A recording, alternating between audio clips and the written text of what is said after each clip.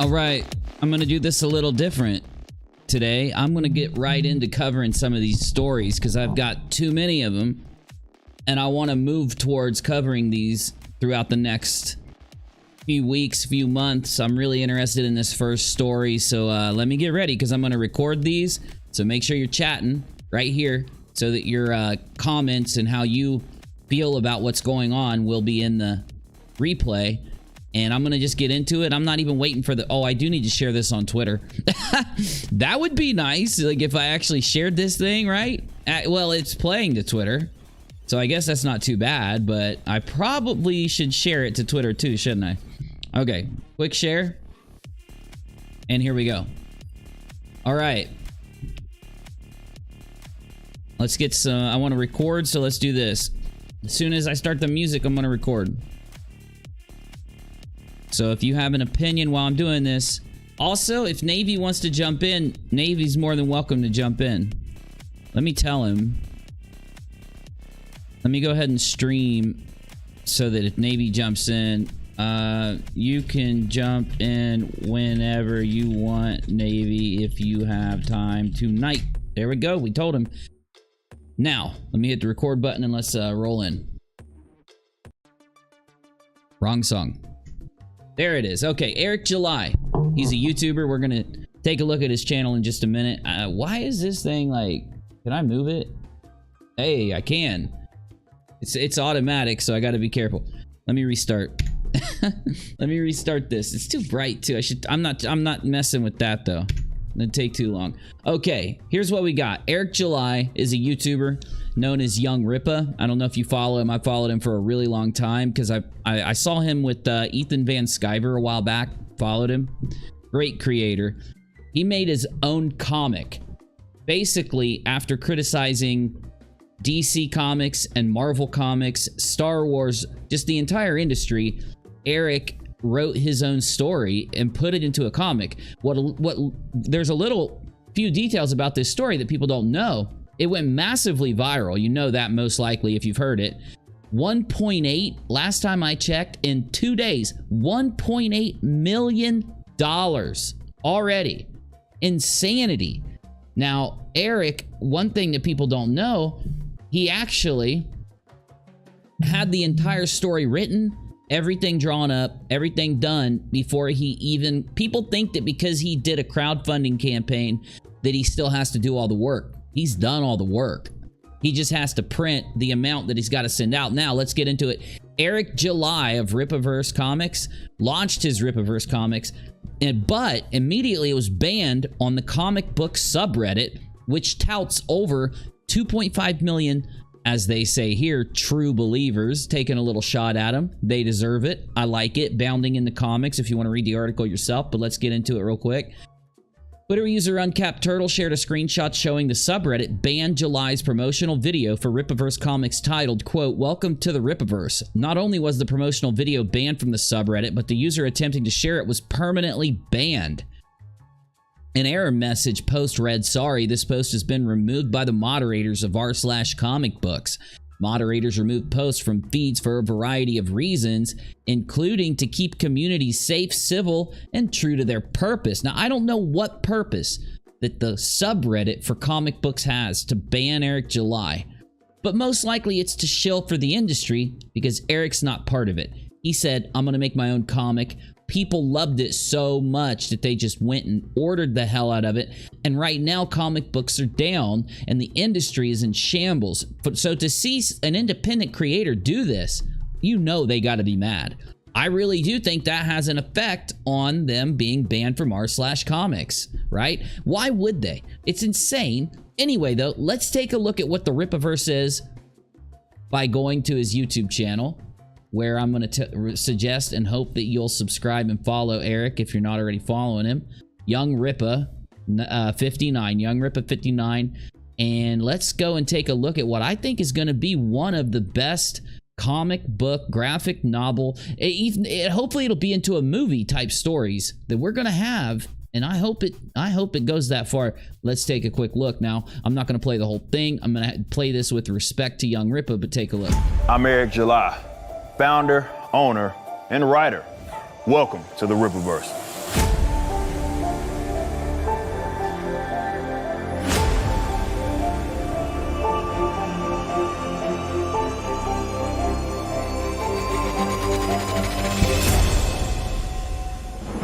Rippaverse is the result of a comic book lifer that wanted to be a part of the solution instead of always griping about the problem. Now, don't get me wrong, this was always a part of my aspirations. However, the current climate certainly sped things up.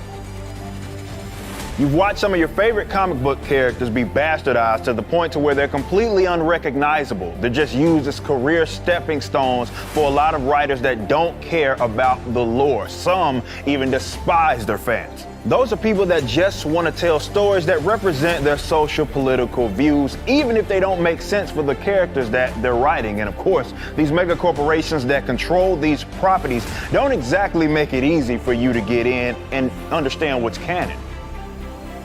So maybe it's time for something new. What just happened? Do you see that? That is not, I didn't plan that. Let me open up this video in my other web browser and attempt to share it on Twitter from here.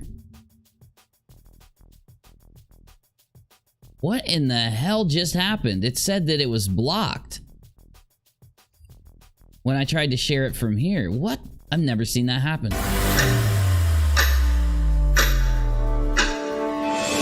We are a comic book company first and foremost that will never be forgotten no matter how big this venture gets. And we are guided by a set of principles known as the Rippaverse ethic. You will find this on a page in every single book that we release, and it's a set of standards that we certainly want you to hold us to. There are three main things that we will always emphasize. Number one, respect the customer.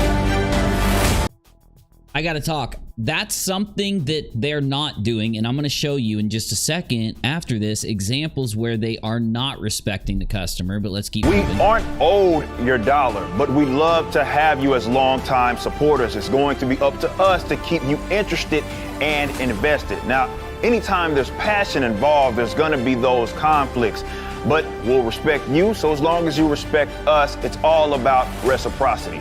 Our second point of emphasis is canon and continuity. This is an ever-expanding universe. There's going to be many of characters that will be introduced. But when you buy a book from us, you own a piece of history. It matters. These events will not be erased by... Okay, let's get back to it. I don't want to play too much of his video. So that was Rippa. Okay, that's not Rippa. There we go.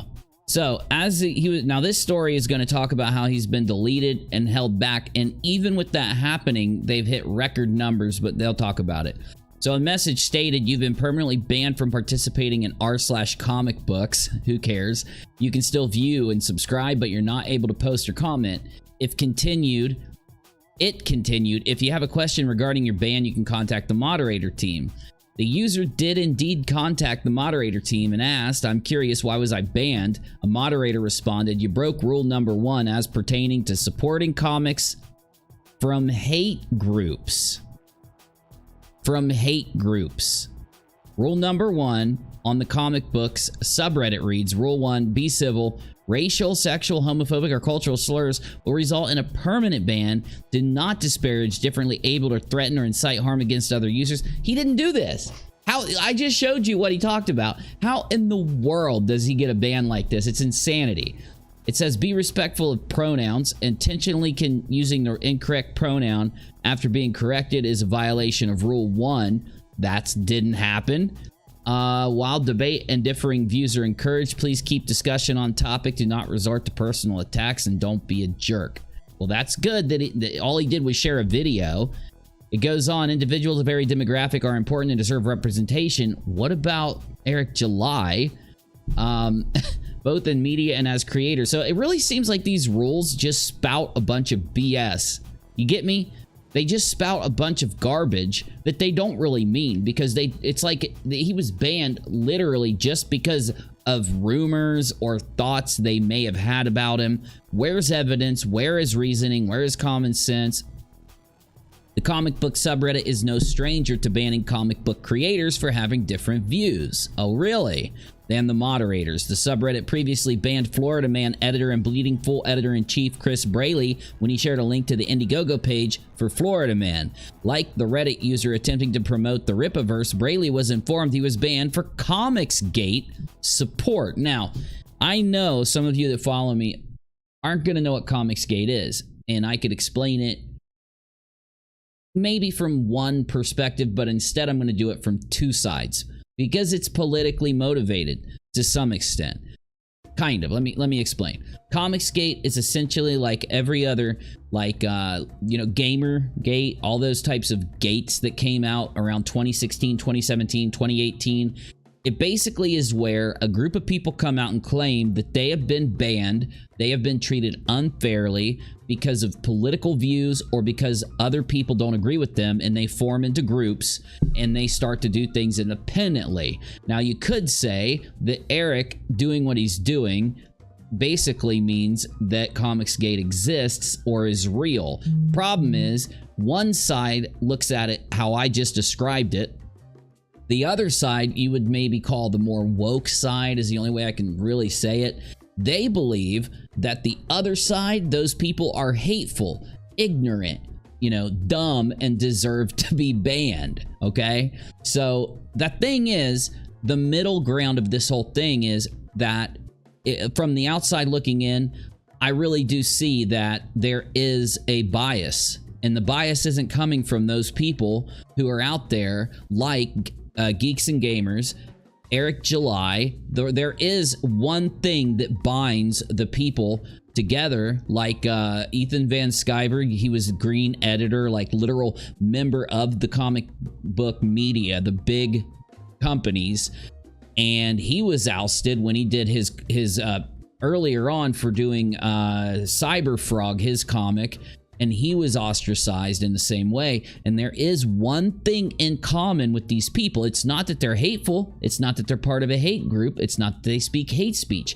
It's that they all criticize the big comic books, the big companies, and the big media. They stand up to them, and that is the thing that they all have in common. Now, you'll go out there and see things like demonetization. You'll see things like people not being able to speak about certain subjects like other people would be able to, and you'll say to yourself that there isn't a bias. The thing is, the bias is pretty much, it's not a conspiracy like a lot of people tried to claim it was. It's a real thing. Does that mean that Comicsgate's real? I don't think it is. Honestly, the skewed view that these people, if they were hateful people, then yeah, I would say it does exist. But from the perspective of the band, from the perspective of those people that have been kicked out, that have been treated unfairly, I think that it doesn't exist. You see what I'm saying? The fact that they are hate groups is what I mean by that Comicsgate doesn't exist. So in a way it does, from both the perspective from both sides. Either way, let's get back to this. I just want to make sure you understand what it is before we move on. A moderator informed him Comicsgate support is not tolerated on the subreddit, such as pro-Comicsgate websites like Bleeding Fool. Comicsgate-led crowdfunding campaigns like those from Chris Braley. You've been banned, as they just show the proof. Comicsgate subreddit ban does not seem to have affected the launch of RIPPAVERSE. When this article was written, $1 million was broken when that article was written. Since then, he's gotten close to 2 million. This is how many people out there, like, they want you to think that the people out there who are rejecting things like the things I'm about to show you in a few more examples, as we get moving, but myself, I reject the new Star Wars. I reject the new Lord of the Rings. I reject companies that go in and feel like they have to add things like forced diversity, not diversity, forced diversity. And I want you to give me a chance and show you what else I'm going to say before you make up your mind on what I'm saying. But when they go in and they try to basically focus on these things while they're making a comic instead of putting the story first, then I bail on those comics.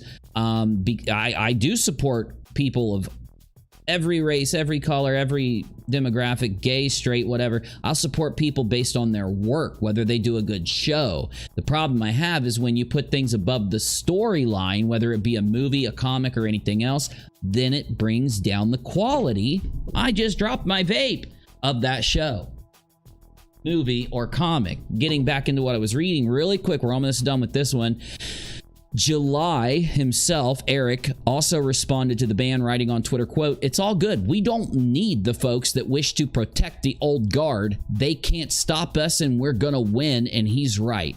And that old guard is those people that are literally, without any good reason, without being able to cite a single word of hate speech or hateful rhetoric, just because literally they've been criticized by these people and their fifis are so hurt, they've got to ban people like Rippa from doing what they're doing. Now, this is probably bad because there's so many people behind Rippaverse. They're going to want those people in the comics book subreddit.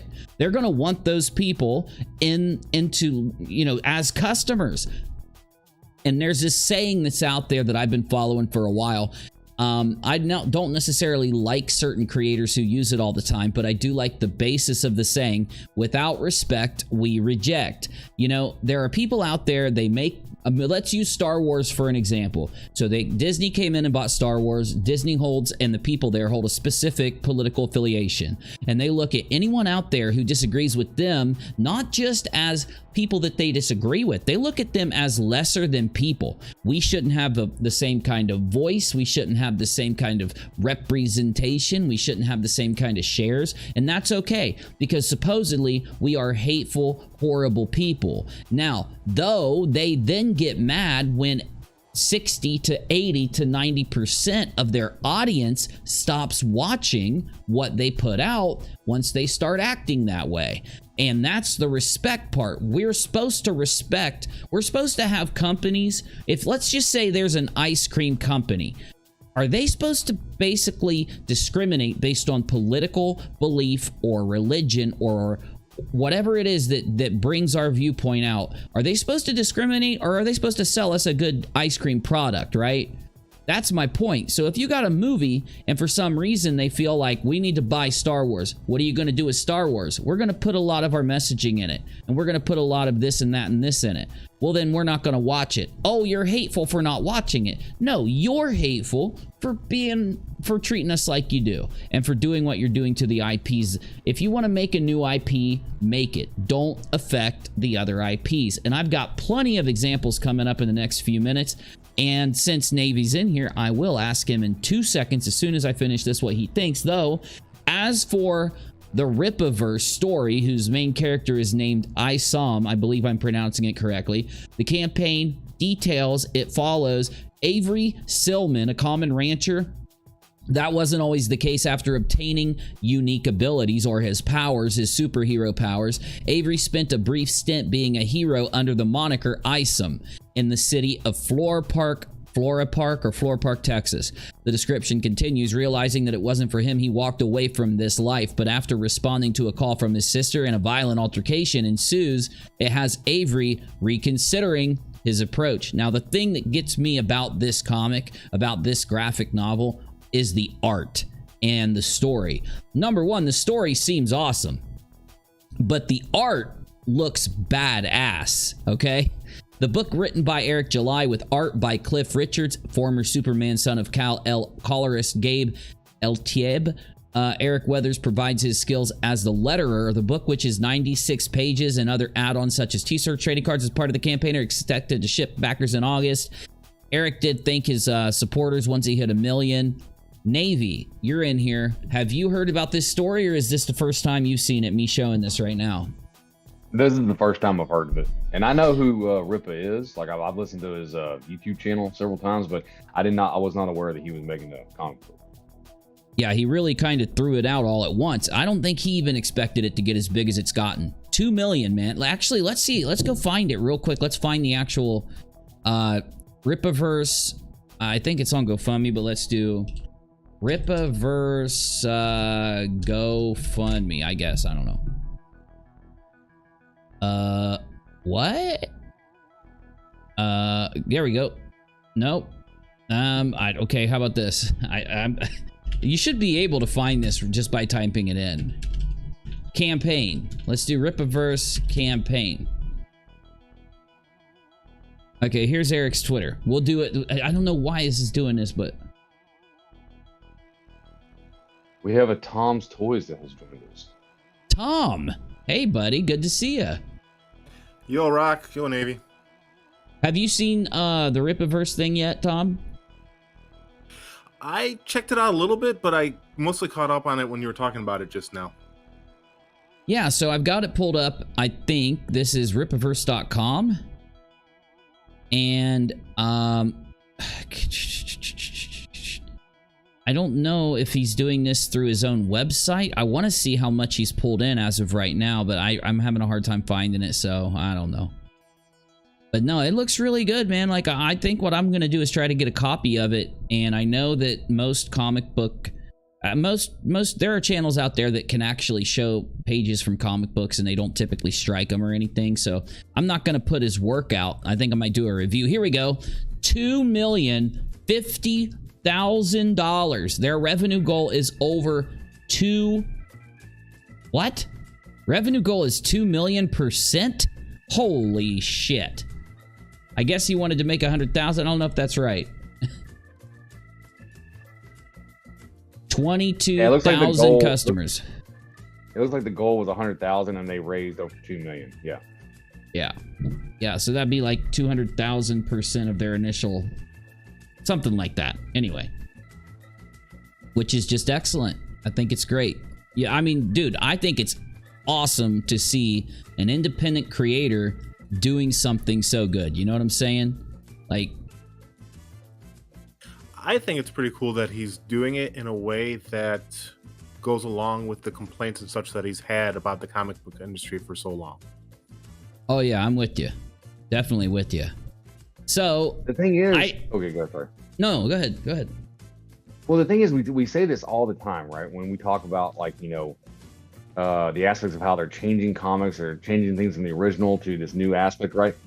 We say all the time, you know, if you want something different, go out and make it. Make it what yourself. What did Rippa do? He went out and made it himself. He's like, I don't like the way comics are doing. I'm not trying to reinvent, you know, Spider-Man or Captain America. I'm going to go out and create a brand new character. He's from Texas, right? Who gets, you know, magic powers, and this is what's going to happen. I'm doing it on my own. What happens? He gets banned. It's like, yeah. Well, he gets banned from the biggest resource or biggest place for comics. Now, the weird thing is, I did some checking when I first heard about this story, and I'd found claims on Twitter. So don't take it with, you know, you got to take it with a grain of salt, that the r/comics has allowed independent comic creators to share their comics on that subreddit. So they're only banning certain ones, which I think is really messed up. Especially when I've followed Rippa for as long as I have, and I've never heard a hateful thing come out of his mouth. I've always seen him be fair. He's really well spoken. Like, he will just like lay down these perfect, like, you know, descriptions of things that are going on. I think it's why he gets so many views. Okay, we got to nail out these subjects though if we're gonna get through them. So let's really quick and give me the most. But when I ask for a response, give me the most basic response here, okay? Because I don't want to get demonetized. So there's a personality called Brianna Wu. I've actually criticized Brianna Wu in the past, and when I was on Bounding into Comics looking for the Rippa story, I found this story. So I want to look at it really fast. I think it brings a topic here that we talked about a week or two ago, so let's just hit it real quick. Gamergate personality Brianna Wu says adoption serves rich, white, church-going Christians. Calls it a pipeline of giving children to families intolerant of difference. I thought it said abortion. I guess it says adoption. Let's just look at this real quick. So Brianna Wu, failed political candidate Brianna Wu, recently maligned adoption, claiming it serves rich white Christians, and described it as a pipeline of giving children to families intolerant of difference.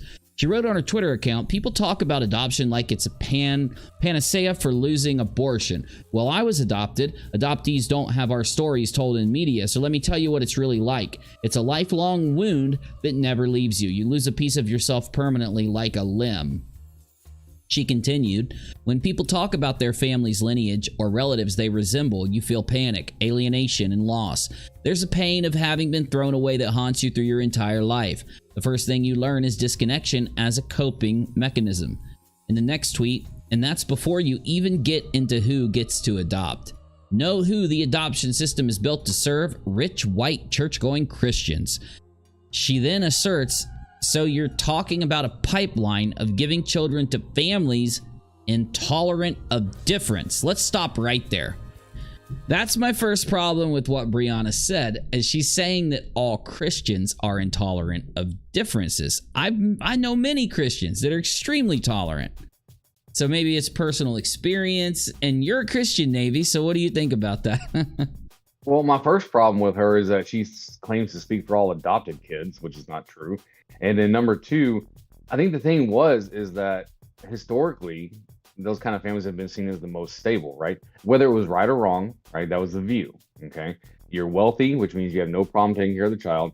And the aspect of having a faith or a religion historically in this country meant that you were most likely more stable. Now, is that 100% true? No. But yeah, no, it really irritates me because I know tons of people who aren't Christian who adopt all the time. And so I don't know where she's getting this from. True. So she could just be kind of like narrowing down her own experience. Well, let's see what else she said real quick. She concluded her thread writing, "I'm an adult now and my adoption is it's hard to talk about. I have no doubt my decision to not have kids is directly tied to the trauma of having being adopted. So just know that every adoption involves trauma for the child and trauma for the parent," she finished. So before I ask Tom what he thinks, that's the thing though, that people step in to adopt so they can help the child that is in that situation. I don't necessarily think you can put blame on the people adopting unless they do something wrong, of course, in this situation, because I feel that it's something kind they're doing. What do you think, Thomas? Do you think Brianna Wu is off point, or do you think she's on point? It's hard to say because, like, then you bring up, well, any child has trauma if they go through a divorce, you know? It's the same thing, like, but how much of that trauma would be mitigated from a child being like, well, my parents didn't want me, they put me up for adoption, but now they're in a house that loves them anyways. You know, there's trauma there, but I think a lot of her issues are stemming from her own trauma that she doesn't deal with or something like that.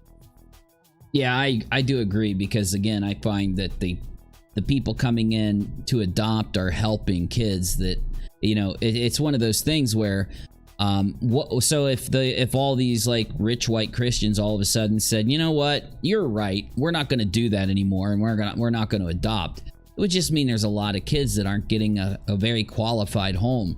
Now, I saw this while I was about to close the story, and I found it interesting. I don't know what she said, so let's just hit it really quick and move on. Former congressional candidate Brianna Wu falsely accuses Nintendo and Pokemon of making Holocaust jokes. So, due to their use of a popular meme. On September 20th, the official Pokemon Twitter account tweeted out a simple joke. Porygon, a Pokemon, did nothing wrong. A tongue-in-cheek defense in reference to the Electric Soldier Porygon episode of the Pokemon anime that was infamously banned after the scene depicted induced seizures in hundreds of Japanese viewers. Though the phrase originated from the intentionally hyperbolic joke that Adolf did nothing wrong, the phrase has since evolved into a commonly parodied meme, typically used to hyperbolically and playfully defend characters that engaged in controversial or bad behavior. The phrase has since been used to refer to numerous fictional characters and entities, such as Metal Gear Solid's boss. Big Boss did nothing wrong. And I believe that's correct. So, again, you know, this is my problem with a lot of these self-proclaimed journalists, self-proclaimed, you know, political figures. I think there's a reason why they didn't go to college and they didn't, you know, officially go into the field, because they have the worst takes ever. And it really is kind of dumb to say that a meme, like, because people use that meme all the time. So that's just kind of hilarious, to be honest. Well, language and art evolves beyond its original concept a lot of times, and memes do that so quick. Oh, yeah. Well, a great example is the OK hand signal. You know, this is literally OK, because this is an O, and then these three fingers make a K visually. So everybody's used it. Now, there was a campaign by 4chan to turn it into a racist symbol as a joke, and it took hold.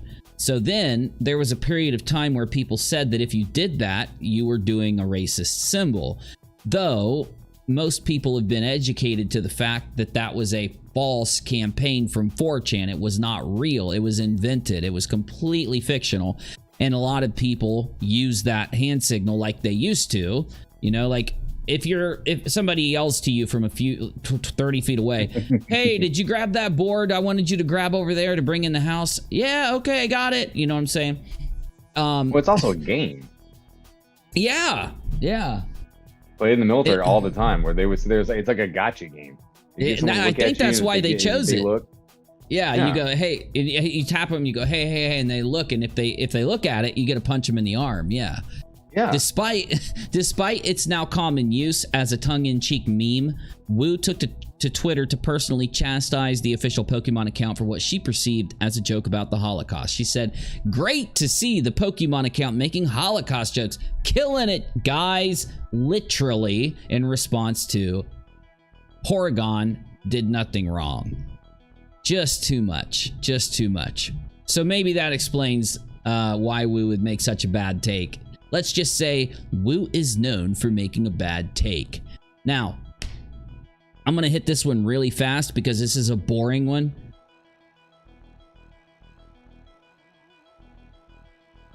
Okay, resetting here. Really quick, I'm really interested in this, and I'm going to be covering it here on RockAlot. Most of you may not want to watch the coverage of it, but I have to cover this. 6 Dutch political parties have submitted a motion to ban loot boxes from video games being sold in the Netherlands. The motion by member Bontebal et al. On banning loot boxes in video games, also in the Netherlands, was noticed by users of gaming from Reset Era earlier this month. Submitted by a bipartisan team of politicians across 6 different Dutch political parties whose membership, as reported by GameIndustry.biz, includes people that I'm not going to name. Having heard the deliberations, opens the politicians' motion before moving to list the group's various arguments beyond their request. Now, I want to bring this up because it's something that's destroyed gaming. And of course, most people know what a loot box is. You pay money and you get to pull the slot machine. You get to pull the arm of the slot machine because you paid some money in your video game, and it runs the random number generator to see if you get a common item, an uncommon item, rare, legendary, all these things. And some of those top items, only 1 in 2,000, 3,000, 4,000 pulls get those items. The new game that released, Diablo Immortal, I even streamed it a few times, and I really wanted to play it until I realized that it was literally, if you didn't buy loot boxes, you weren't getting anywhere in that game, and they were expensive. So they wanted you to buy 3 tokens, and you put the 3 tokens in, and then you do a 3-minute dungeon, and at the end of the dungeon, you get to open a chest, and that chest throws out a couple items that could be rare or uncommon or legendary. Now, here's the deal. If you go and say, I'm out of tokens, because they only give you a couple free tokens. You say, I'm out of tokens. I'm going to buy 3 tokens to stick it in. I can put 3 tokens in. It'll give me the best chance of having good items at the end of my run. I'm going to go ahead and buy them. I think they were like $3 for each token. Then it puts up 10 more.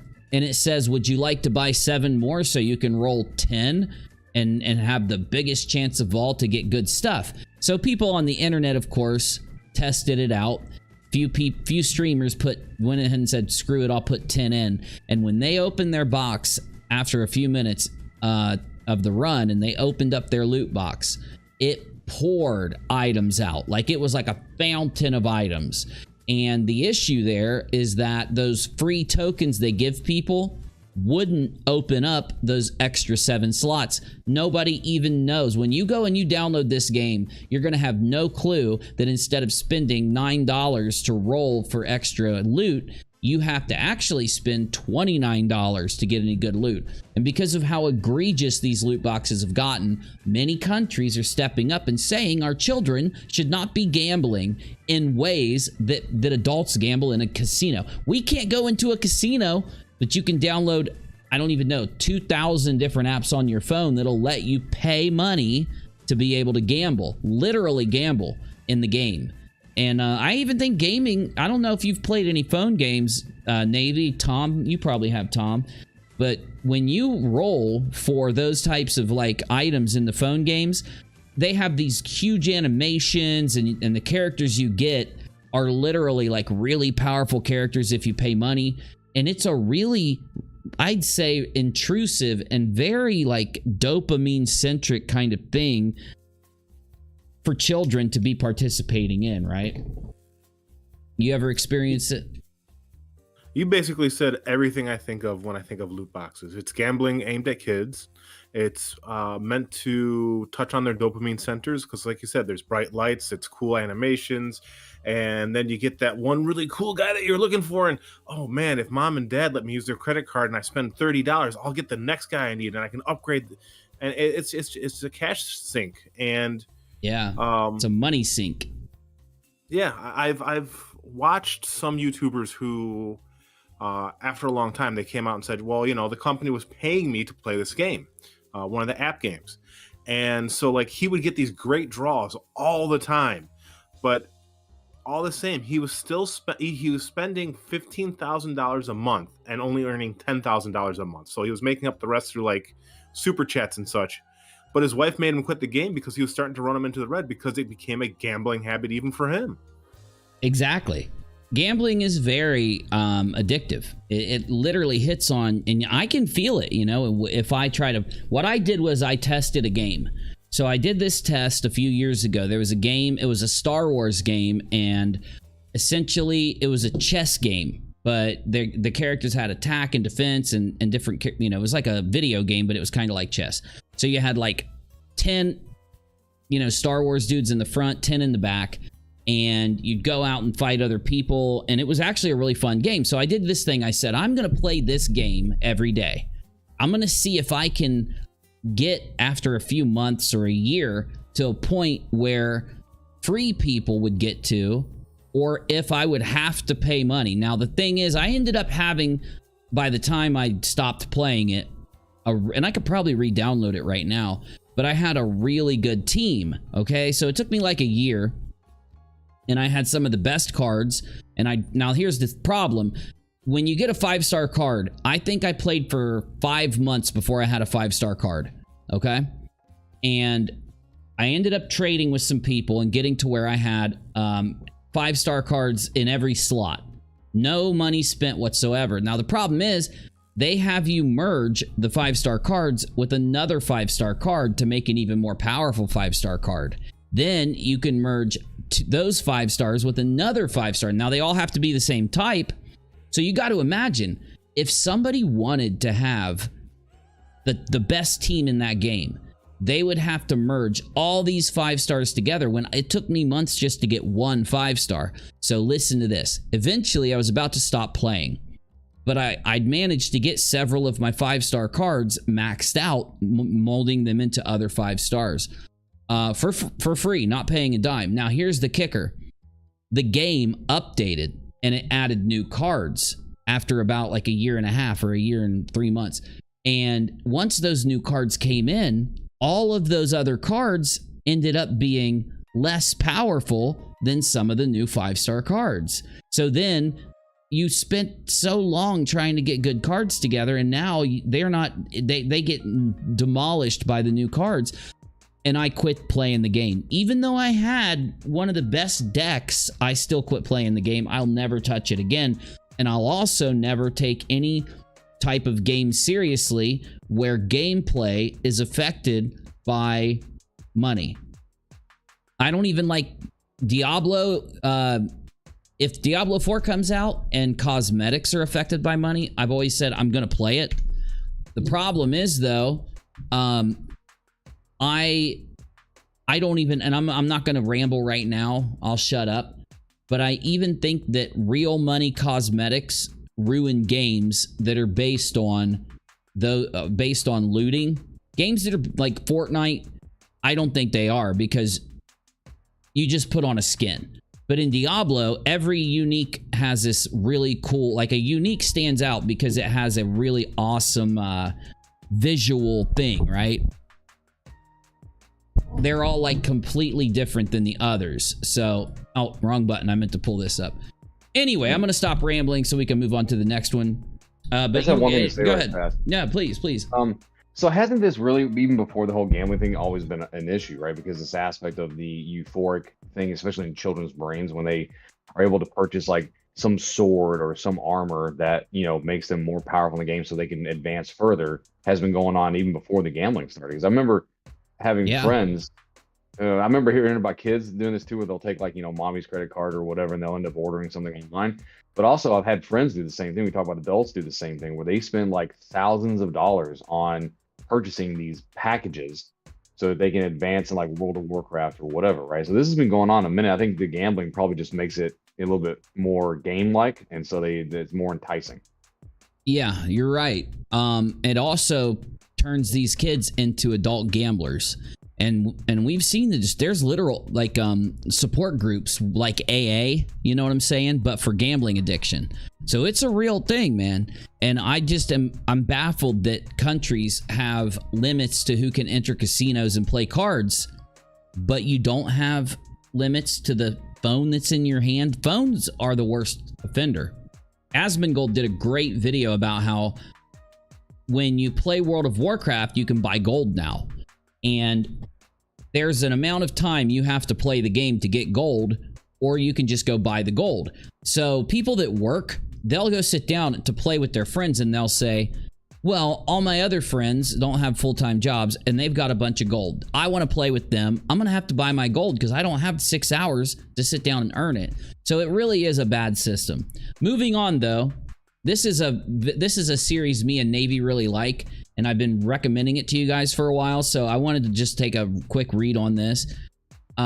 We aren't going to go through the whole thing, just a part of it. It was in there when I was looking at that first story. The Boys TV show has become a bit of a phenomenon, in large part due to its shock value approach to a lot of superpower antics. One of the keys to its success, however, is its ability to match characterization and plot with shocking elements. One downside to shock value, that it increasingly becomes a competition to top itself with more and more gruesome or outrageous moments. When it comes to The Boys, there are certainly no shortages to choose from. So, do you remember this scene, Navy, where the girl sits on this dude's face and ends up breaking his face and killing him? Oh, She takes V, which is like a superhero drug. I'm not going to spoil anything. If you haven't seen the first season of The Boys, you need to go watch it. So she gets really horny after taking a shot of this superhero drug that gives you superpowers and ends up sitting on this dude's face and breaking his face wide open. The Deep's threesome, yeah, this dude ends up having sex with an octopus. Yeah, and that's why I'm saying, like, spoiler alert for those that haven't watched season 3, because that's part of season 3. Well, sex with an octopus, that part's I don't think gonna spoil anything, but airplane scene, oh my god, this is one of the worst scenes in The Boys when it comes to emotional impact as opposed to goriness. Oh yeah, no, 100%. It plays off of people's fears of flying. You know, CJ has a horrible fear of flying. She probably shouldn't watch this. She should watch The Boys if she has such a fear of flying. Okay, let's skip ahead. I just wanted to hit that really quick and tell you that watch The Boys, because we want to start doing a breakdown on it. I want to do a review of it. So, Navy and I have done some recordings that'll hit the channel pretty soon. And they have to do with Star Wars. He wants me to watch the last episode, because I haven't seen it, of the new Star Wars series, Kenobi.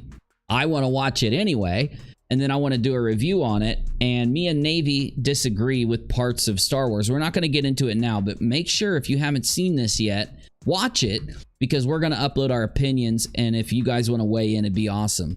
Though, one thing that's happened due to the way Star Wars has been, let's say, turning off certain viewers, is that their sales on their lightsabers are completely, like, down. And it's basically merchandise. You don't got to know what a lightsaber is to know what we're talking about.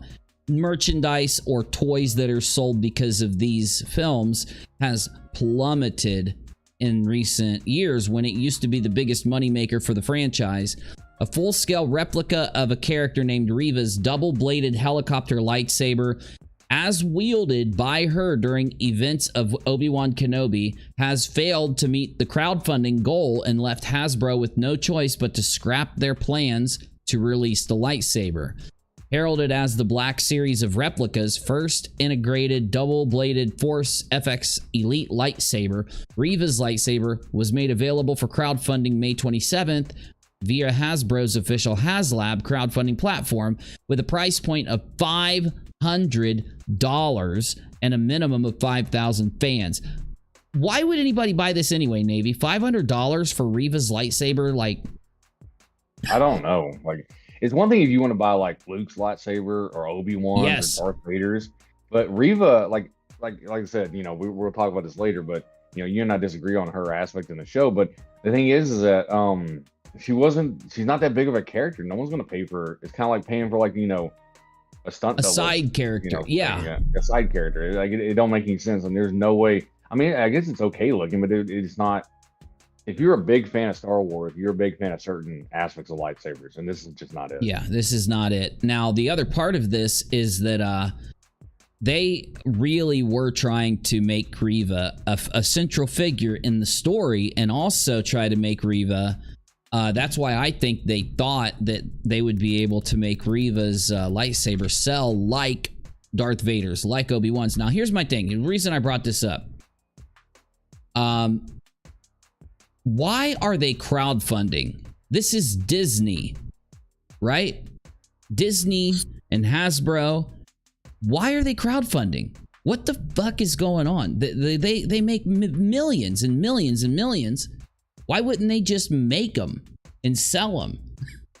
You see what I'm saying? Okay. So I'm the toy guy, right? Oh, yeah. And Hasbro's been doing this for a while. They did it 3 years ago, was the first big one I saw, where they did a crowdfunding for Unicron for Transformers. At the same time, they did Jabba's sail barge and all this kind of stuff. And they're you know, $400, $500, $700 for some of this stuff. And what they're doing is they are promoting it to adult collectors. They're putting a big price tag on it. They're putting a limited number on it. And they're making it so if it doesn't kick off, they don't lose money, because they're not losing any money by Reva's lightsaber going out on market, because no one fucking wants it. And so they know no one wants, you know what I mean? And but so they're kind of screwing the customer, right? The people that did order it, they get their money back. They get their money back. Yeah. But I mean, get their money back. Isn't that a little inconvenient? You put $500 up for this thing, and they're like, take your money back. We didn't get enough people. It just seems messed up. Disney could have just said, we're going to make the lightsaber for those of you who ordered it, and sorry, we're just not. You know what I'm saying? It really just seems. It just leaves a. I don't know. Well, they may have been doing it as a way to kind of test the waters, right? To see if it's going to be something that would sell, right? Sure. So if people were super excited about it and wanted to, donate to this, then it would allow them to be able to use this later on with other characters that were in the same position that you'll probably never see again, right? And I think they probably figured it out that, it doesn't work that way. Like, they want the characters that you remember, right? The main characters. Oh yeah, dude. Like, I hate to say it, they aren't getting. If they think that these new series are gonna pull what the original Star Wars and the prequels pulled, they're out of their minds. People watched it and loved it because of the storyline and because of what was there. I'm not being mean or anything. It's just, I agree with the critical drinker, and we'll take a look here in a little bit at what he said. Let's move on, though, so we can get these done. J.R.R. Tolkien and Lord of the Rings fans lampoon the latest teaser trailer for Lord of the Rings of Power. I was going to cover this without bounding into comics, but because they've already written it up, they've saved me some time. So shout out to them. Let's go through their article, and I'll add my own commentary, of course. But for those of you that haven't followed this, unfortunately for you who follow my channel, I'm a Lord of the Rings fan. I read The Hobbit back in high school or middle school, one of the two, and I've always liked J.R.R. Tolkien's works. I even read Return of the King, and halfway through, and I didn't finish it, but the movies came out, and then I've watched those movies many times. Loved those movies. Just some of the greatest movies ever made. If you haven't watched the first 3 Lord of the Rings, you have to watch it. It's not going to be what you think it is. It's really good.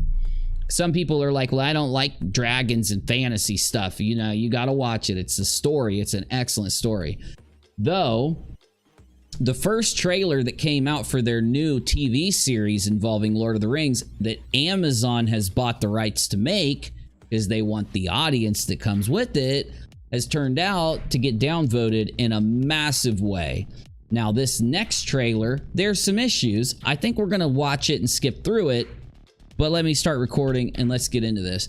In a press release, Prime Video touted the teaser trailer for Lord of the Rings, Rings of Power, saying that it delves even deeper into the series adaptation, giving fans the first look at some of the Tolkien's legendary characters from the island of King Numenor. It further adds the characters are Isildur, Maxim, Bowser. I'm not going to read that, but additional characters are announced. The press release further notes the teaser trailer also highlights some of the realms viewers will visit over the course of an 8-part series, including the Elven realms and even more nerdy, dorky places. So, you know, I'm not gonna, I know some of you don't like Lord of the Rings, but so on Twitter, one of the people wrote, the visuals are as cheap as the last trailer, but the show's plot still isn't clear. It's jumping across events that all occurred over thousands of years, and the characters don't resemble their book counterpart. My expectations are pretty low. I agree. Twitter user, someone else wrote, the Game of Thrones show was popular, especially when they climbed the wall. Let's put that in our show, because this is from Game of Thrones. This is from the new Lord of the Rings. I do think this is really dumb that they did this. Now, at least in Game of Thrones, they had to realistically climb the wall, and they all almost died doing it.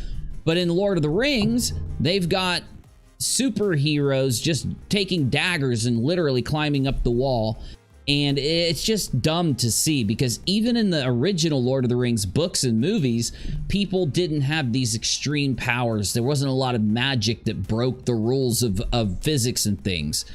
So another one wrote, this could literally be any generic fantasy show and you'd never know the difference, defiling the works of Tolkien for agenda and destroying the mythos for diversity. And why are they saying this? Well, let's actually watch this thing, so that you and I both can kind of find out the problem. So let's find it. Lord of the Rings, Rings of Power. Okay, let me just type it in. That didn't even bring it up. Lord of the Rings Amazon trailer. Here we go. 1 day ago. Now, I don't know how much of this I want to actually play, because I don't want to get like copy struck or anything.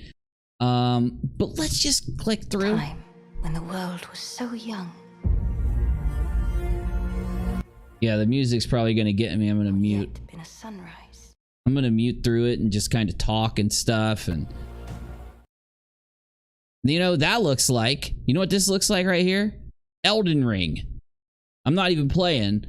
Elden Ring has these giant trees that have golden leaves and looks exactly like that.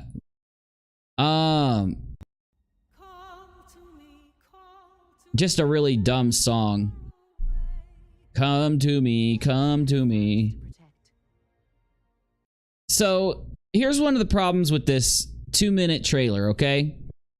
I've made this criticism many times. So you first start off, and this is one of the new characters, and it's a female. Harfoot, which is supposed to replace the hobbits. So as you see, then we've got a diverse hobbit. Then we've got the wizard flying in.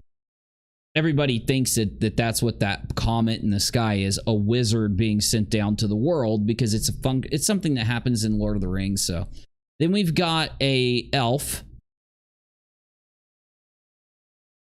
Now we've got the elves kind of arguing. Okay, back to the elf. We've got a shot of a city. They're still arguing. And basically what they're arguing about is the male elf is telling her, hey, we need to get out of here. We've saved the world. Because they had to save the world before this happened. I really think they should have focused on that, but they didn't. And she's saying, no, there's more saving to do. Okay. Now, elves are immortal unless they're killed. I know that sounds crazy. So the elves in the Lord of the Rings, at one point in their life, they can live as long as they want, will travel on a boat, and then they disappear and they go into another realm. And they live there in immortality, okay? Just so you know. And so that's why an elf staying in the world is so bad. But this is like one of the fights that she's remembering. I don't know if I like it. I don't know if I like the acting either, but we're not going to go there. So, okay, finally it starts to pick up. Hey, man, it's going to get really bad in a minute. So, elves are arguing again. It will be the end, not just for our people. It's like almost like they're following the exact kind of pattern of the original Lord of the Rings. Now, we've got, I forget who this is the queen of the Númenóreans. Now, the problem is in Númenor, they don't have queens. They have a lineage of kings. This is already written. I know this because I watched The Critical Drinker, and we're going to watch his video in just a minute, tear this apart. And on top of that, you know, it just, why are they having a female and a queen lead this country? I just don't understand. Why don't they stay to the books? Who knows? So we got the dwarves. And we've got a black elf. Now, elves aren't supposed to be black. They are very specifically described in Lord of the Rings. And, yeah. So, of course. And now we've got them going back to some humans, it looks like. Yeah, the humans. And we got the dwarves again. Now, this has been heavily criticized. So, this is like somebody jumping through the air, defying gravity. Like, what is going on there? I don't know, man. It looks like the Matrix. Okay, let's just pull up Drinker. I think we've gotten the main part of it here. So let's go back to kind of hear what the Critical Drinker has to say, because he really did. Critical Drinker. He did such a damn good job on this. And I think, yeah, it just released 6 hours ago. Have you seen this yet, Navy? I have not. Oh, goodness. Well, let's watch some of it. I don't want to steal his whole video. I don't think he'd mind, but... You know, sometimes when you fuck something up, and on reflection, it's clear that it was generally just a bad idea to begin with, but you're too proud and too committed to give up on it, so you keep forging doggedly ahead, determined to silence your own doubts and somehow make a go of things. But then everything you do somehow makes it worse. Every decision sees you lurching from one failure to another. Oh my god, just seeing clips from the Lord of the Rings, the original one, makes me want to watch it again. Because that's just how good it is. Until eventually you wish you just never bothered in the first place. Well, that's pretty much how Amazon must be feeling about Rings of Power right around now. Now, you know how long ago they did this movie? What was it, the 2000s? Right?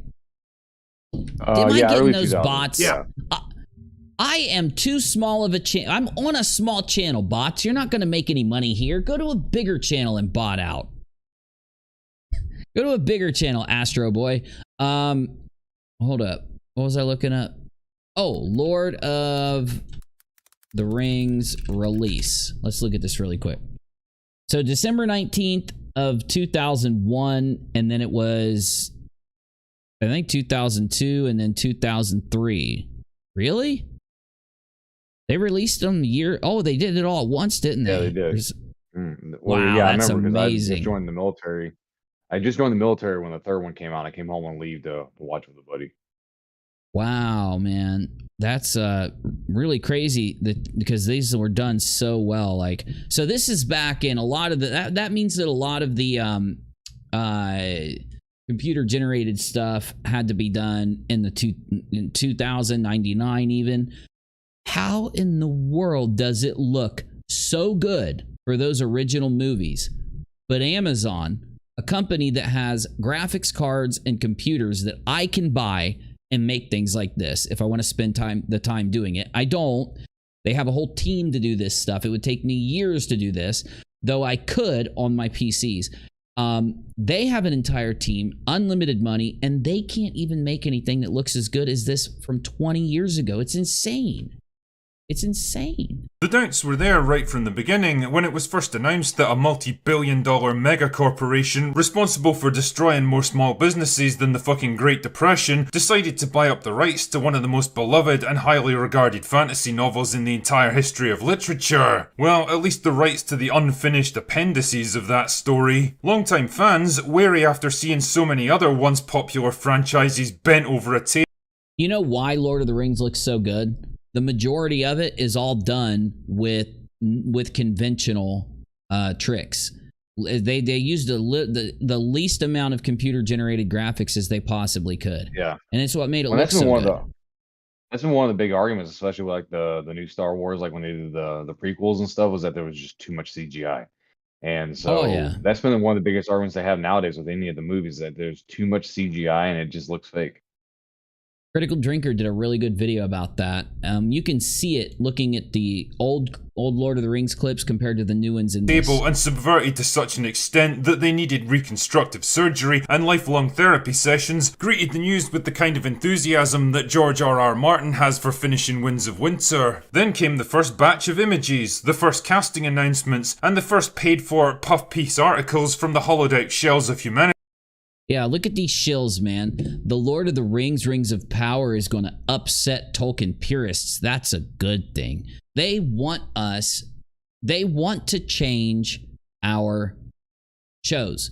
They want to go against what was originally written. They want to take their money and buy it so they can get us lulled into the theater, lulled into the TV, into their streaming service to watch it, to take our money, and then they want to laugh in our faces. Haha, look what we've done to your show. And if you don't think that's true, look at this shit that gets written by these shills. Humanity masquerading as journalists. And all they really did was reinforce what everybody already suspected. This wasn't going to be a faithful retelling of a beloved story, because the story in question didn't fucking exist. Because all they really had was the rights to the unfinished appendices for the Silmarillion. And it definitely wasn't going to be an accurate representation of the world created by Tolkien, because that world is old-fashioned and problematic and doesn't properly reflect the world we live in today.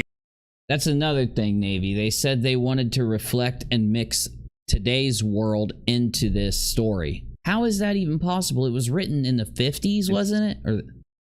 Or earlier? Oh, I think it was earlier than that. Yeah, way earlier. I Yeah, don't remember 30s. It was written in the First World War, so it was the 30s. Yeah. So the thing is, and this is one thing we bring up again. Hey, if you want to do something like this, Tolkien-esque, right, that reflects nowadays, then write something new. Yeah, make something new. Because it's going to be new. I mean, it's going to be just like they did anyway. But yeah, go ahead, Tom. Sorry. And you know, the funny thing is, if they had made something new and based it off of Tolkien, they probably would have made out like gangbusters with the people who like Tolkien. Yes. Exactly. That's the thing. All of us, like I watched that Winds of Change or whatever the hell it is. I've never read those books. So I didn't get mad when a lot of people watched Winds of Change, which I think was on Amazon. And they got mad because they were fans of the books and they changed so much of it. They didn't stick to the books. They just ruined it. But it still turned out to be an interesting concept. So I was slightly entertained by it. I wasn't super. I might do a review on it. The thing is, I don't want to see them do that to the Lord of the Rings. This is why I don't go and pay these people.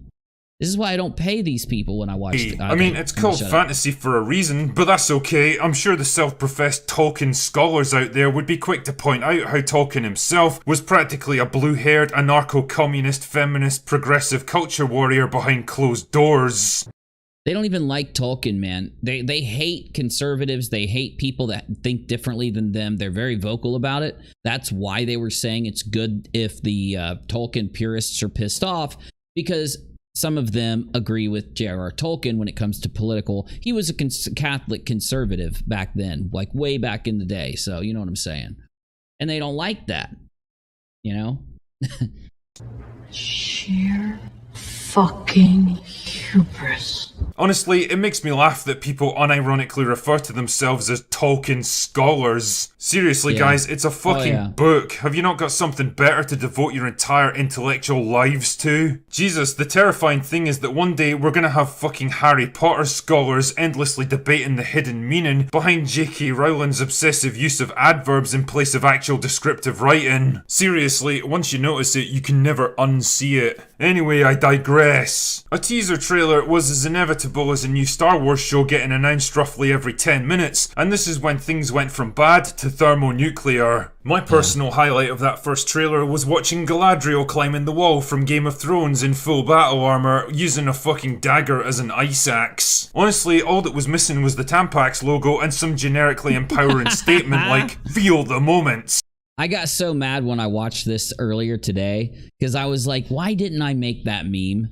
Why didn't I think to make this meme? Or make your own rules. The end result was that the first teaser got hammered worse than me at my local on a buy one get one Damn it, Astro Boy. Get your bots out of my chat. free night, and from then on it was pretty much full-scale war, with the might of Amazon and the mainstream media on one side, and the entire Lord of the Rings fanbase on the other. Things went from bad to worse when the studio invited a group of, influencers? Is that the Okay, I'm gonna not play the rest of Critical Drinker's video, but I really hope you guys will go watch it because it's excellent. I think he did a really good job breaking this whole thing down.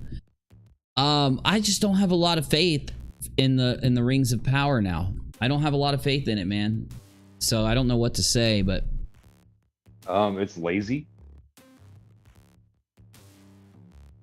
it is. They're literally, you know, taking a beloved IP, mutilating it, and then when we stand up and say no, we're not going to support this, they call us racist. Ridiculous. Well, I realized what was going on when people were like, well, dwarves aren't, you know, they aren't brown skinned and they're not black and all this kind of stuff in Lord of the Rings. And people were like, but there are dark skinned dwarves. Look at, or not the elves, right? They're like elves, yeah. Look at, they're like tree elves. I think the tree elves were, but yeah, no, they're color, they're a tan, but they were darker. talking about the Vikings have dark elves, right? And they started bringing that up, and I'm like, that's not Tolkien. Like, yeah, and that's what they do. They try to come up with any excuse they can. It makes them sound dumb. Obviously, it's just bad arguments because there's no way to defend it. So if you guys didn't know, there's this huge thing going on with Elliot Page, and it involves Jordan Peterson, and ironically, even we just talked about her. The drinker just brought her up. Wrote Harry Potter. What's her name? Oh, shit. J.K. Rowling. Thank you, honey. J.K. Rowling, Jordan Peterson, and Elliot Page. So here's the deal. We cannot call Elliot Page by his original name. That's what Jordan Peterson did, and he got in a lot of trouble. And the thing is, Jordan Peterson was speaking about Elliot Page years back when Elliot Page acted in a movie called Juno, where Elliot Page is a teenager that gets pregnant and then has to try to decide what he's going to do with the child. And essentially, because Jordan Peterson was talking about Elliot Page from then, Jordan Peterson referred to Elliot Page as the original name and talked about the top surgery that Elliot Page got when transitioning. So I wanted to play Jordan Peterson's video. I don't think we have. Did we play that video on air yet? I don't think we did. I wanted Holy Spackle. I don't think so. Yeah. Yeah, I wanted to get Holy Spackle's opinion because Spackle hates Jordan Peterson, right? You ever heard Spackle talk about Jordan Peterson? I have, yes. Okay, good then. Now my problem is when I heard how much Spackle hated Jordan Peterson, which was a long time ago, because I've known Spackle for a while, and I remember it was like a long time ago when I heard Spackle hate Jordan. So I started watching Jordan to figure out why everybody hated him. Now the problem is I don't hate Jordan Peterson. I haven't found a reason to hate him yet myself. What do you think of Jordan Peterson? Do you have any thoughts on Jordan yourself, Navy? So I've listened to some of his stuff on and off, and a lot of his stuff, makes sense that I've listened to. But granted, I am not a Jordan Peterson aficionado. Like, I don't listen to all of his stuff all the time. But yeah, I mean, I don't have problems with some of the stuff. Some of the advice he gives on, making yourself better in life and things like that are common sense things. Yeah, no, I think he does some good work, especially his biblical series. Though a lot of people refer to Jordan Peterson being a bad person for the same reason that they refer to J.R. Damn it, not J.R. Tolkien. The one that Rowling. J.K. Rowling. Damn it. See, I can't do this. Doing the pronouns and trying to think about that gets me messed up in my entire presentation. I'm not kidding. Jordan Peterson and J.K. freaking Rowling and blah, blah, blah, blah. Either way, Jordan got banned from Twitter. I want to play a little bit of the video, talk about that for a second, talk about J.K. Rowling, just give my opinion where I sit right now. I'm warning all of you, this is where I sit right now. I have to, before I can hate Jordan Peterson, before I can damn J.K. Rowling, I've got to actually look into it and form an opinion. I can't just go off what everyone else is telling me. I don't operate that way. Let's hear what he has to say about being banned on Twitter. Hello, everyone. Before diving into this topic, I've got to clarify something. I am reading some of the pieces that I'm producing, and that means that these are things that I wrote. The reason I'm doing that rather than speaking extemporaneously is because now and then, if I'm pushing myself to the limits of my conceptual ability, then I have to choose my words with the undue care that writing allows. You see, and this is what I have to do when I'm trying to speak about Elliot Page myself, because I will end up using a wrong pronoun, I'll end up using the wrong name, and I don't want to do that because they'll ban me. So, I get what he's doing. I get why he's reading a script as opposed to speaking off the cuff. And I suppose that has the disadvantage that's associated with reading something rather than speaking off the cuff, but the advantage of precision and care. So today I'm going to read a piece that I entitled, Why... Man, Astro Boy, I know that you think you can match people with an algorithm and find them the perfect mate on your internet site and charge them a premium for it, but will you get it out of my chat and take it to Reds? Twitter is insane. It is often said that social media is driving us out of our minds, individually and collectively. Is this true? And if so, how and why? I don't think it's driving us out of our minds, Dr.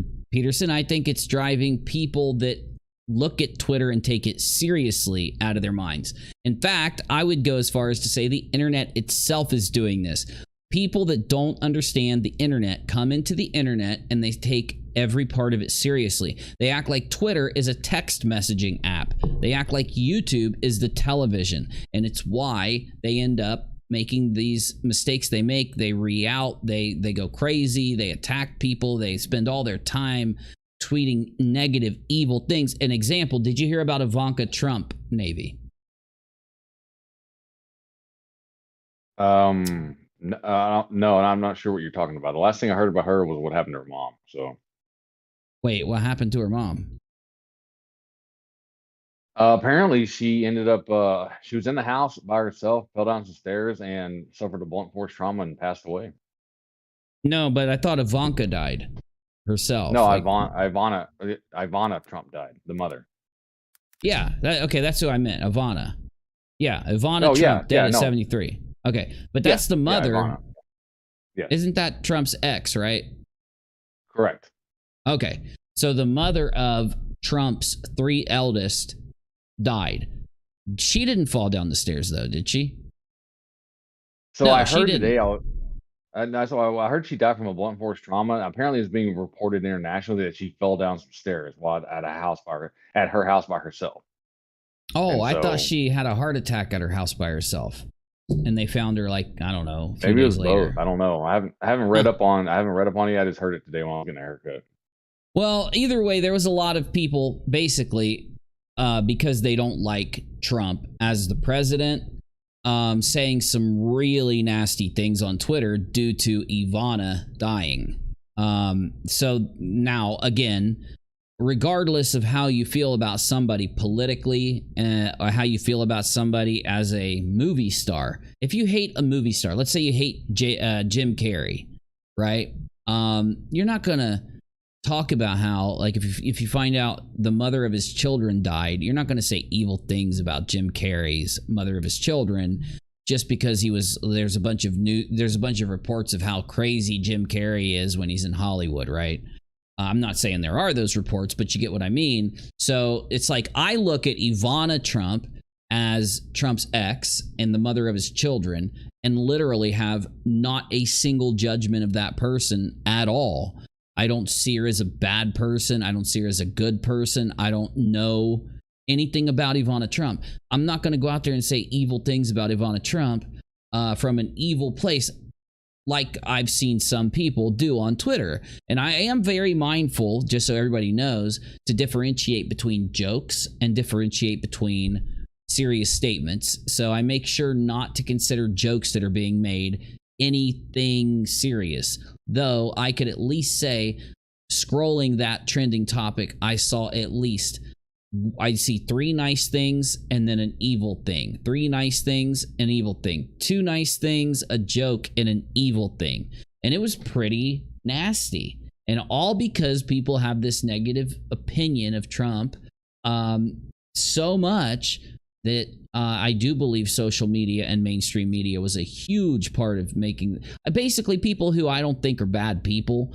If you would just imagine they were saying the things that they were saying about Ivana, you would say they're a bad person. You get me? So anyway. The eminent social psychologist Jonathan Haidt recently wrote a hard-hitting article showing that use of certain forms of social media, particularly by girls just entering adolescence, was directly and causally associated with higher rates of depression and depression-related symptoms since the early to mid-2010s. I had been thinking along broadly similar lines, particularly with regard to Twitter and how its incentives are structured compared to those that characterize healthy human interactions. I do agree with what he's saying here, Navy, because I think that because Twitter is so focused to short and quick statements with no context whatsoever, that people, and when I look at Twitter, I'm like, there's no way for someone to give me enough information for me to even know what they're talking about completely. Other people go to Twitter and they're like, oh shit, son, this person, blah, blah, blah. You see what I'm saying? And now that doesn't go for someone's reaction to something, of course, but you get me there. So like if someone's explaining something, or if someone's trying to argue with you on something or make a point on something, on Twitter, you really can't provide the context needed to be able to do it, successfully. Other social media sites, you definitely can. The extent of its harmful pathology has recently been brought home to me as a consequence of those deliberations. A thought experiment. Imagine, for example, that you learned a particular pattern of communication in your family, one that, when used on others, triggered a passive or even outright aggressive resistance. By definition, the Naked HD, Astro Boy's website, you're not going to make any money on my chat. You're wasting your time, Astro Boy. usual method of communication you had been taught, one that did not generalize well to the broader social environment, would characterize you, at least as far as society is concerned, as insane. Now, let's ask, how does Twitter, like that family, differ from the real world in how it requires us to communicate with each other? How does it make us, too, insane? The first way is in the manner in which it bypasses the traditional means for measuring the quality of communication. In the real world, high-volume communication is extremely costly, requiring both hard-to-establish credibility, Why otherwise would large numbers of people want to read or listen to you? You see, this is another really good point. Credibility.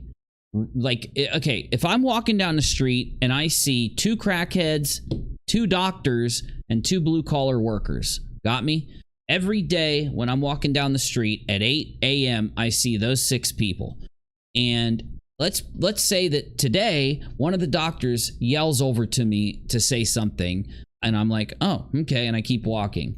Let's say next week, the crackheads yell at me. And a couple days later, the blue-collar workers yell at me. Now, let's say they all yell the same thing. Am I going to react or take what they're saying to me with the same weight, the same respect, the same, let's say, reaction for each of those groups of people? If what they're saying to me is something significant, right? So the doctor yells over, hey, did you know that if you keep vaping, you could die? Huh, okay. Thanks, doc. You know, Rachel's with me and she's smoking a cigarette. The crackhead's like, you know that cigarette's gonna kill you. You know, the blue-collar worker's like, hey, I'll sell you a really nice one. I don't know. But you get what I'm saying. Like, credibility and respect is a factor when you're out in the real world communicating. If you're at Walmart in the same thought experiment where like some, you know, you're meeting, like these different people are saying things to you, you know, if you're walking by someone who is in one of those little rascals yanking a kid along, yelling at their kid, and they pull in front of you and they say, watch where you're going, and you're just going to keep going, if not laugh at them.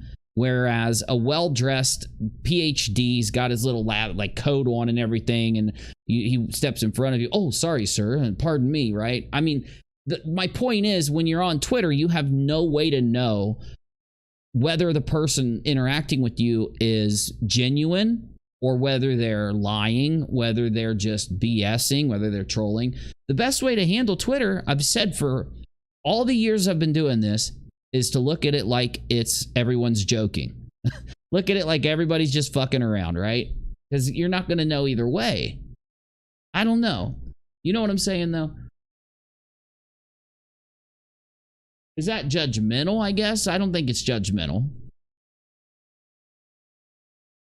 A disrespectful person, in my opinion, you aren't going to give weight to what they're saying to you, is what I'm trying to say. And access to the wealth necessary for such communication, either directly through personal accumulation or by proxy, such as a contractual arrangement with a publishing house.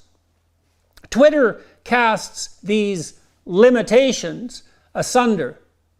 The consequence of this demolition of potentially vital regulation is multiplied by the fact that Twitter provides universal access to each of its users' hard-won personal networks.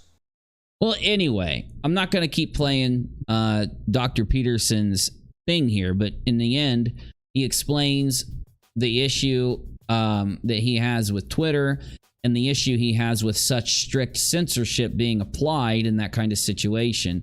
Now, at one point, he talks about his ban. Let me see if I can find it, because I want to kind of like ask you guys what you think. Position of virtuous judge merely by formulating an accusation. However, action is developed to shield us from incessant racket, if possible, even more. Yeah, he makes a point about how social interaction basically shields us or prevents us from a person who gives no respect to anyone around them all of a sudden thinking that you are required to give them attention, to give them your reaction or response. And I think it's a good point. Logical equivalent. Cognitive psychologists. Communication in the last 2 years may have exacerbated. There also seems to be a dynamic. Transgender people. Okay, yeah. I want you to hear what he says about transgender people and about what he said about Elliot Page. As our society legitimately expands rights for black people, women, gay people, and transgender people, it simultaneously creates weapons for sociocultural warfare, handing aggressive professionals a moralistic cudgel with which they can demonize their competitors. That's damn true. In this case, destructive trolling could also be a side effect of moral progress. Note that this would be consistent with the appeal of moralistic mobbing among younger generations. In status competitions with their seniors, they are disadvantaged along every dimension but one: claimed moral superiority. End quote. How much are our social media networks, these massively free riders, or by some Democrats, I thought 40 anarchists, worth remembering, that are capable of destabilizing our rage? Damn it, where does he talk about Elliot Page? Bring us down?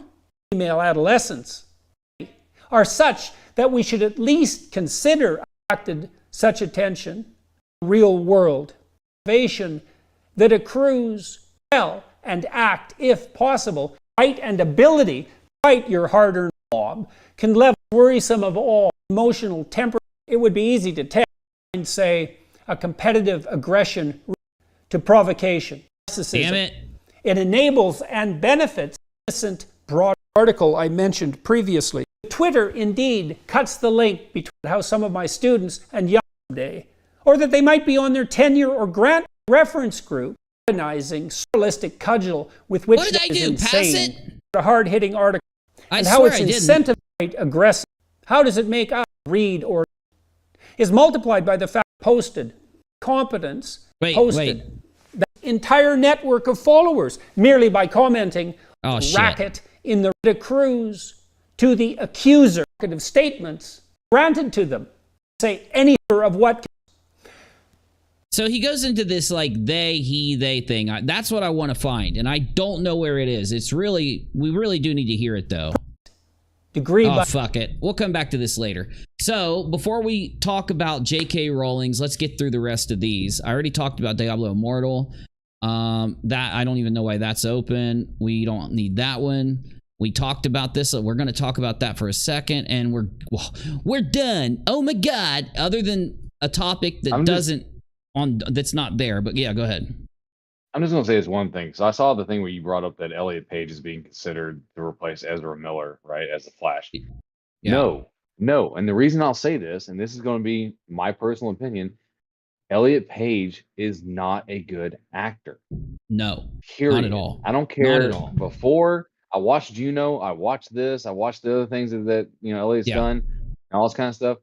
They're just not a good actor. Like horrible. I just can't watch them. They're horrible. Right? One and I would say this about any. Yeah. Why don't they bring up the guy from the series? The guy that's been playing the Flash in the series on CW, right, for the last 6 years? Wait, that's Ezra, right? No, that's not Ezra. Okay. No. Okay. Because Ezra is like a psychopath. Complete Ezra psychopath. Is a psychopath, yes. And all kinds of things. Like, you could do a whole show on Ezra Miller. Oh, yeah, definitely. I've been looking into it, whether I want to try to make a video or not on it, but I don't know yet. And Tom had to bounce for a phone call. So. Oh no, that's fine. Well, okay. So here's the deal with Elliot Page. Like Navy said, and it's exactly what I was going to go to. Elliot Page is a one-trick pony, just like many other actors in Hollywood. You'll get an actor that, and I know what was that the girl who was on Twilight. What was her name? I'll never remember it. Kristen Stewart. Kristen Stewart. She is the same person in everything she plays and literally does the same. Okay, so in Twilight, Kristen Stewart did this thing where she'd go and she'd make this noise like, and then she'd go and roll her mouth a little bit and turn her head, okay? And a little puff of air, puh, I watched her in a horror movie after Twilight, and she did that 5 times, and they literally tried to frame it up the same way they did on Twilight. She's the same person in every movie. So when they hire Kristen Stewart, they're hiring her because, she has a following of people, and she was in a famous movie, and that's about it. Elliot Page doesn't even have that. Elliot Page was in Juno, then got lucky enough to play, I don't know what, 6 minutes, 4 minutes in an X-Men film, and that's all. And then the Umbrella Academy. So leading in, Elliot Page, see, I just don't want to mess it up. Elliot Page is in the Umbrella Academy. And because Elliot Page transitioned in real life, they have taken the character in the Umbrella Academy that she plays and written into the 3rd season that character transitioning to a new character. And of course, guess who Elliot Page is in the 1st season of the Umbrella Academy, because I've been watching it. Kristen Stewart.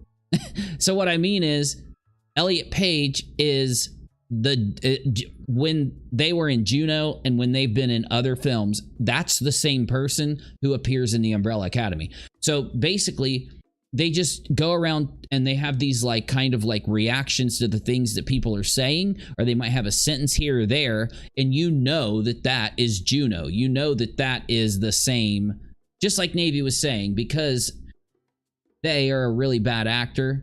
You know what I'm saying? They play the same person in every film. So it's almost like,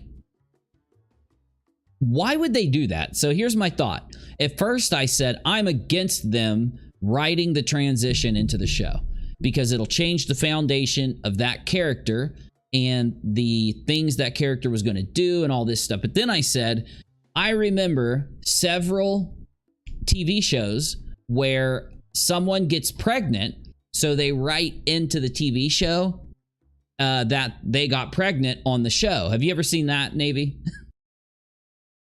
Oh, I've seen that happen. Yeah, no, exactly. Yeah. They get pregnant. The actress gets pregnant in real life, and then they write it in, or they figure out some way to, like, you'll always notice when the actress gets pregnant if they don't want to write into the show, because they only show her from like above the belly, right, and up.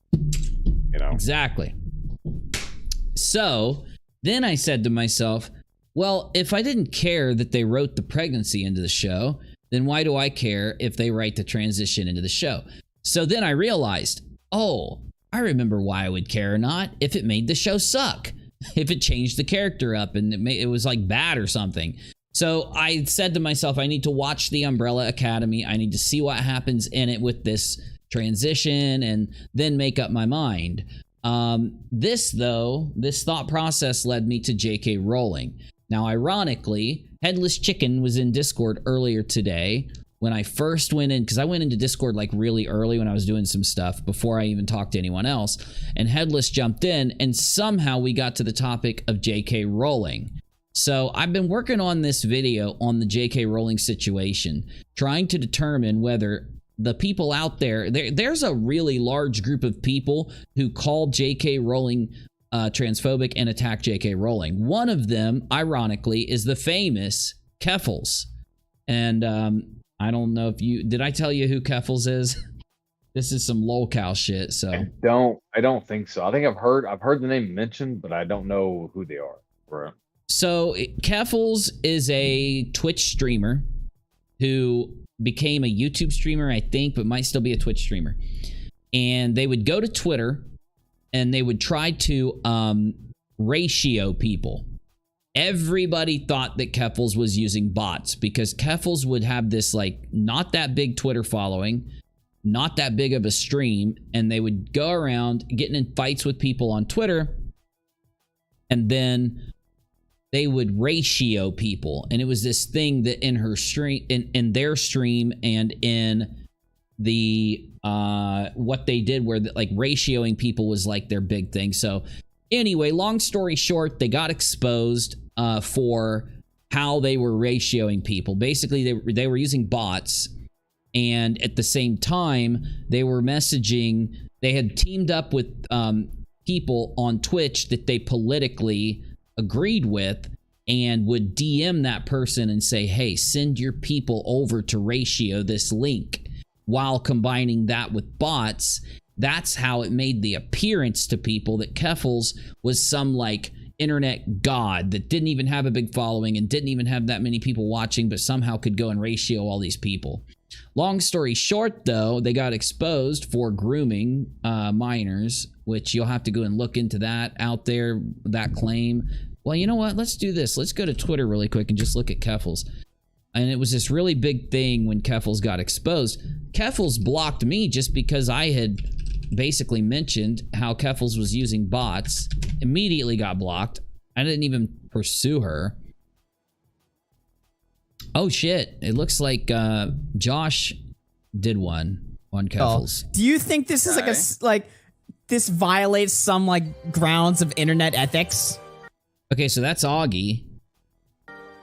No, I'm just saying that if it were like anybody else. Oh shit, that's Flam.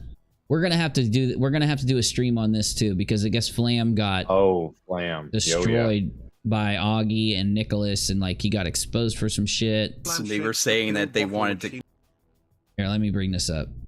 Wanted to kill somebody. Listen. Yeah, go ahead. Sorry.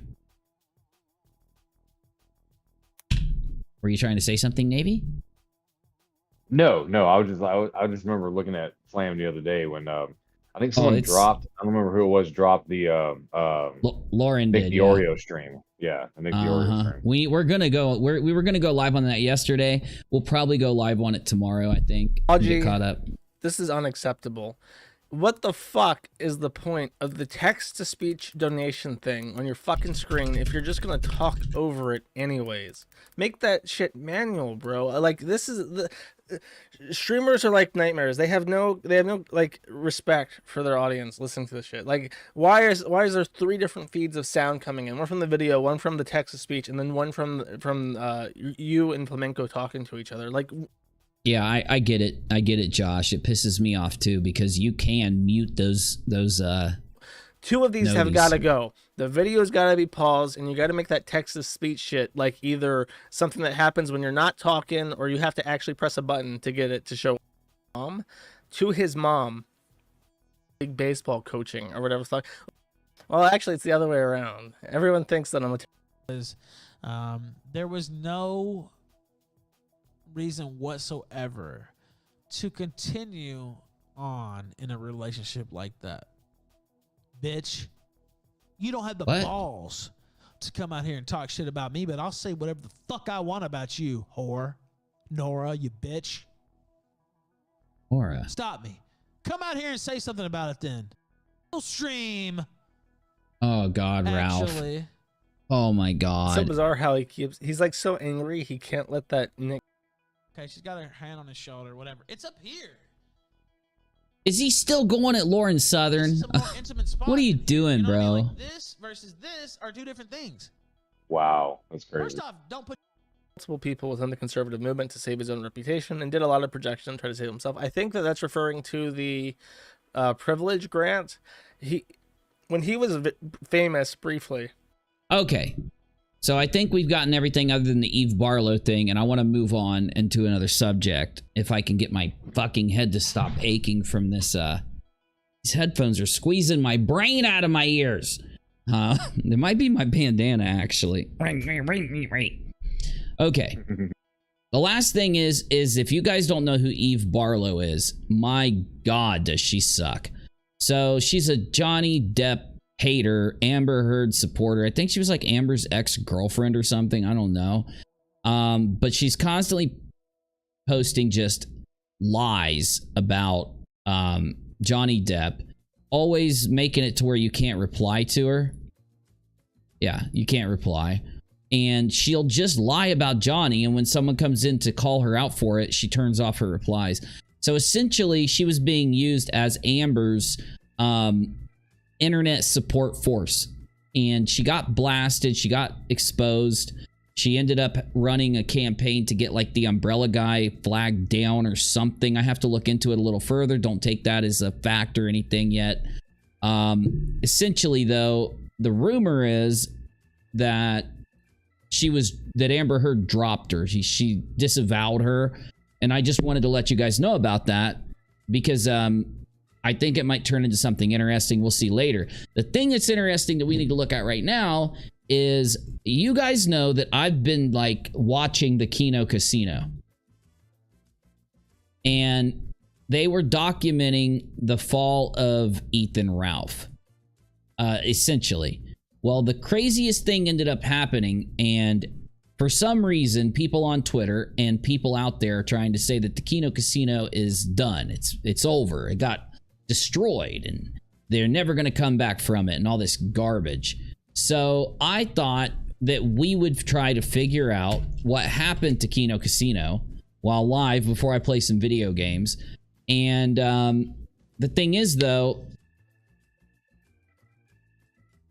wait a minute. 1 hour ago. Wait, hold on. Is Kino live? Let me see. Kino Casino. They're not live. Okay, so it's essentially there's some drama going on between the Kino Casino and this dude.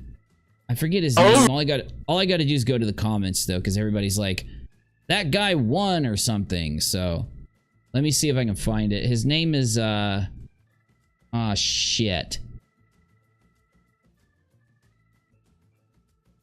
No, it's not Xander Hall. Okay, hold on. Now the show is going to get good. Watching two frauds scramble out of this fire is what we've been waiting for. It's almost like they're just getting spammed with people. Godwinson is his name. Do you remember when Leo and Godson made a twin about Nick Fuentes not addressing his chat for an hour? So I guess like they got kind of like lit up by their live chat supposedly. I don't necessarily think that. But people are saying that the Kino Casino did something, I guess, wrong or fucked up or something for not addressing a certain video by this dude Godwinson, who is just a complete douche-a-rooney. Let me see. What the hell? What the hell is this? Dude, I swear to God. Let me type Kino Casino in. Godwinson, Kino Casino. I swear to God he had a channel. So did he delete it? Did he fucking delete it? There's a mirror for it. I wonder if Lil Andy. So essentially, it's just a really shitty fucking. Bringing it back. I couldn't follow it. Did you ever think we'd see the day? So let's just hear what he has to say. I think I've gotten to this point. I'm putting out the call right now. Gallinson, I know we don't get along, but you have my sword, sir. You have my sword, sir. Did you ever think we'd see the day? And you've been on the kill stream before. I'll even take all the bullshit you have to say to me. I think you know what needs to happen. I think you know what needs If any of you have a better way to describe this situation to me, please type it in the chat. I do know what needs to happen, Ralph. I do know what needs to happen. And look, man, respectfully, I think I can use my own sword to put this fucking shit show down. Yeah, he tries to act all fucking. I don't know why he can't just fucking talk. Like the comment, but even unborn child disaster. So he's trying to do it in a Mr. Medicare kind of fashion, is how I'm feeling it. But much training, too little into the fold. Here we go. Hold on. This might do it. Okay. The opposition's not up to much. What can I say, Ralph?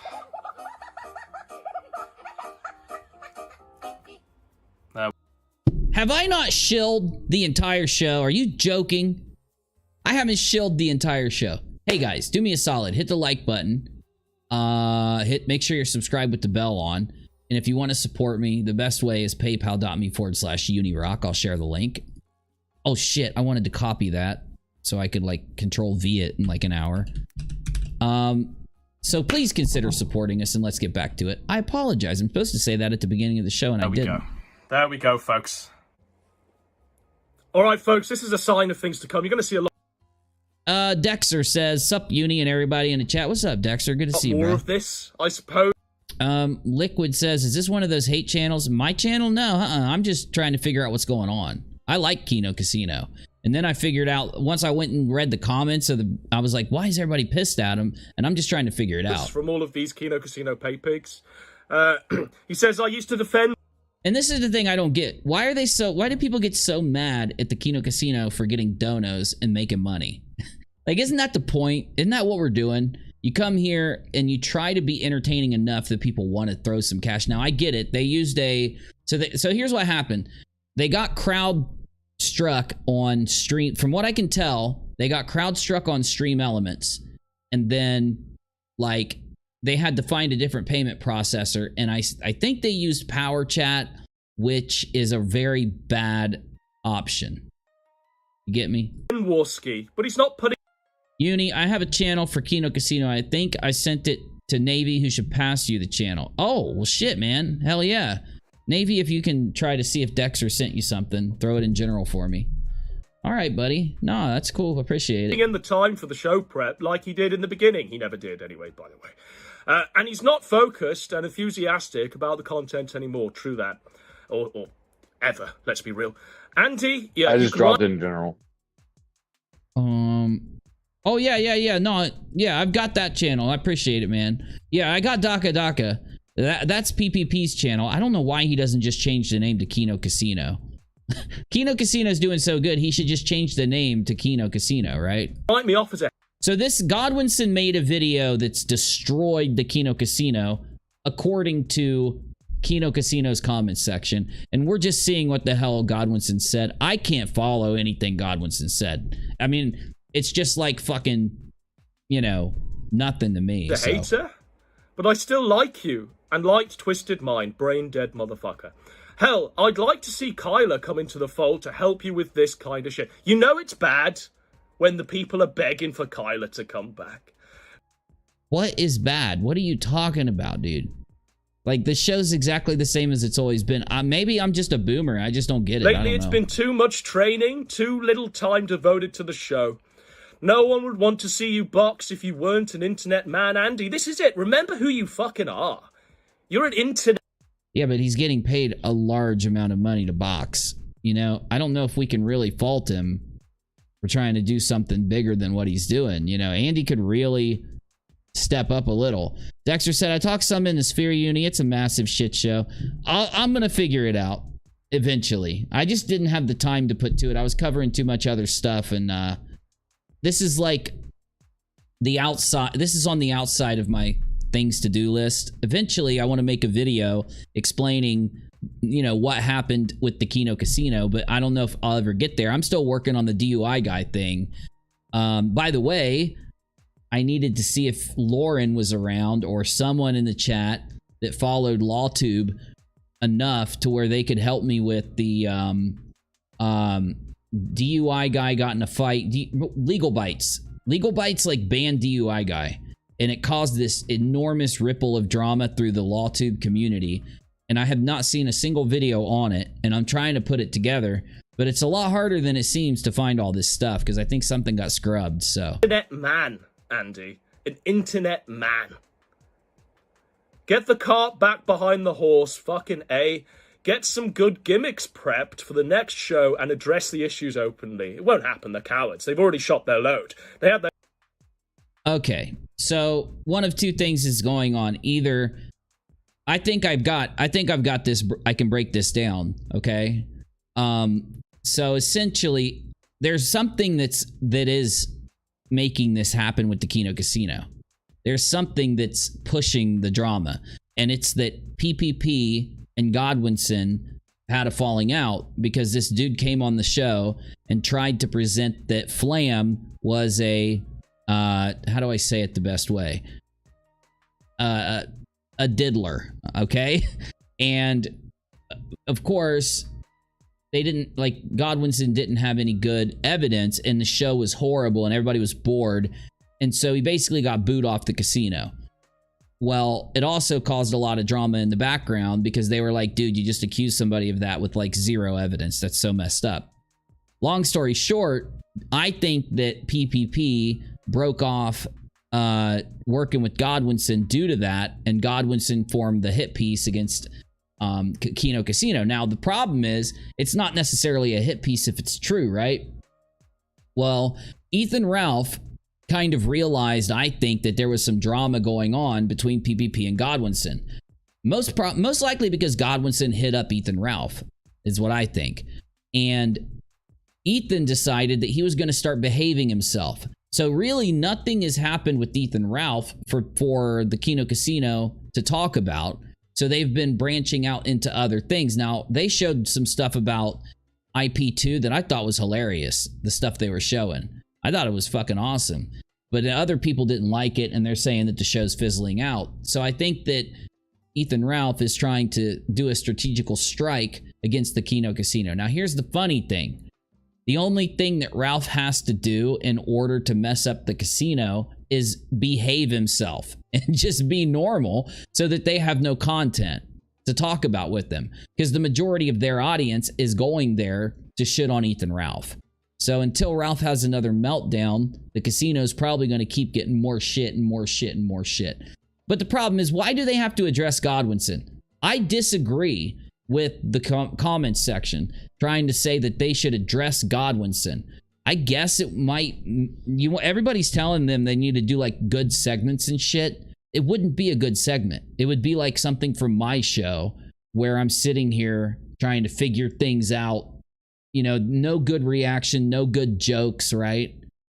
Like I do now when I'm live. So why would they want to do that? It's not going to pull big numbers, but their chance to fucking address this. And we'll now, see what he says. Any fucking coverage they give this now will look like even worse damage control.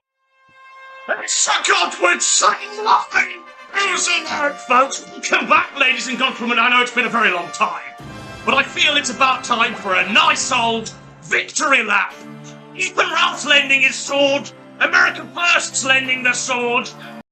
They would lend their sword to anyone that'll give them even the tiniest bit of attention. Gahul in the fucking Council of Evil are lending the sword. Josh and the Kiwi Farms are lending. So you see why I can't follow Godwinson. He's a fucking spaz. He's a spurg. The sword. He's spurging out. Why is everyone, all of these people who were put in the same count of the fucking shit when it stinks? The reality is, rode off into the sunset there. Okay, I didn't want to hear his loud music while he's talking, so I'll try to hear him for a second. Then I'm playing some video games. But the reality is, this is sweeping up that Shannon would see that was beneath him, of all people. Even Johnny Shannon wouldn't have swept it up like this. What a complete fucking shit show. Why are you trying to sound like PPP, bro? You sound exactly like PPP right now. Getting into all of this, by the way. Also, I just want to say thank you. Thanks for the support. Thanks for recognizing the points being made. What points? You sound exactly like PPP. You're talking like PPP. Seeing shit, calling it out as such. What shit? Thank you.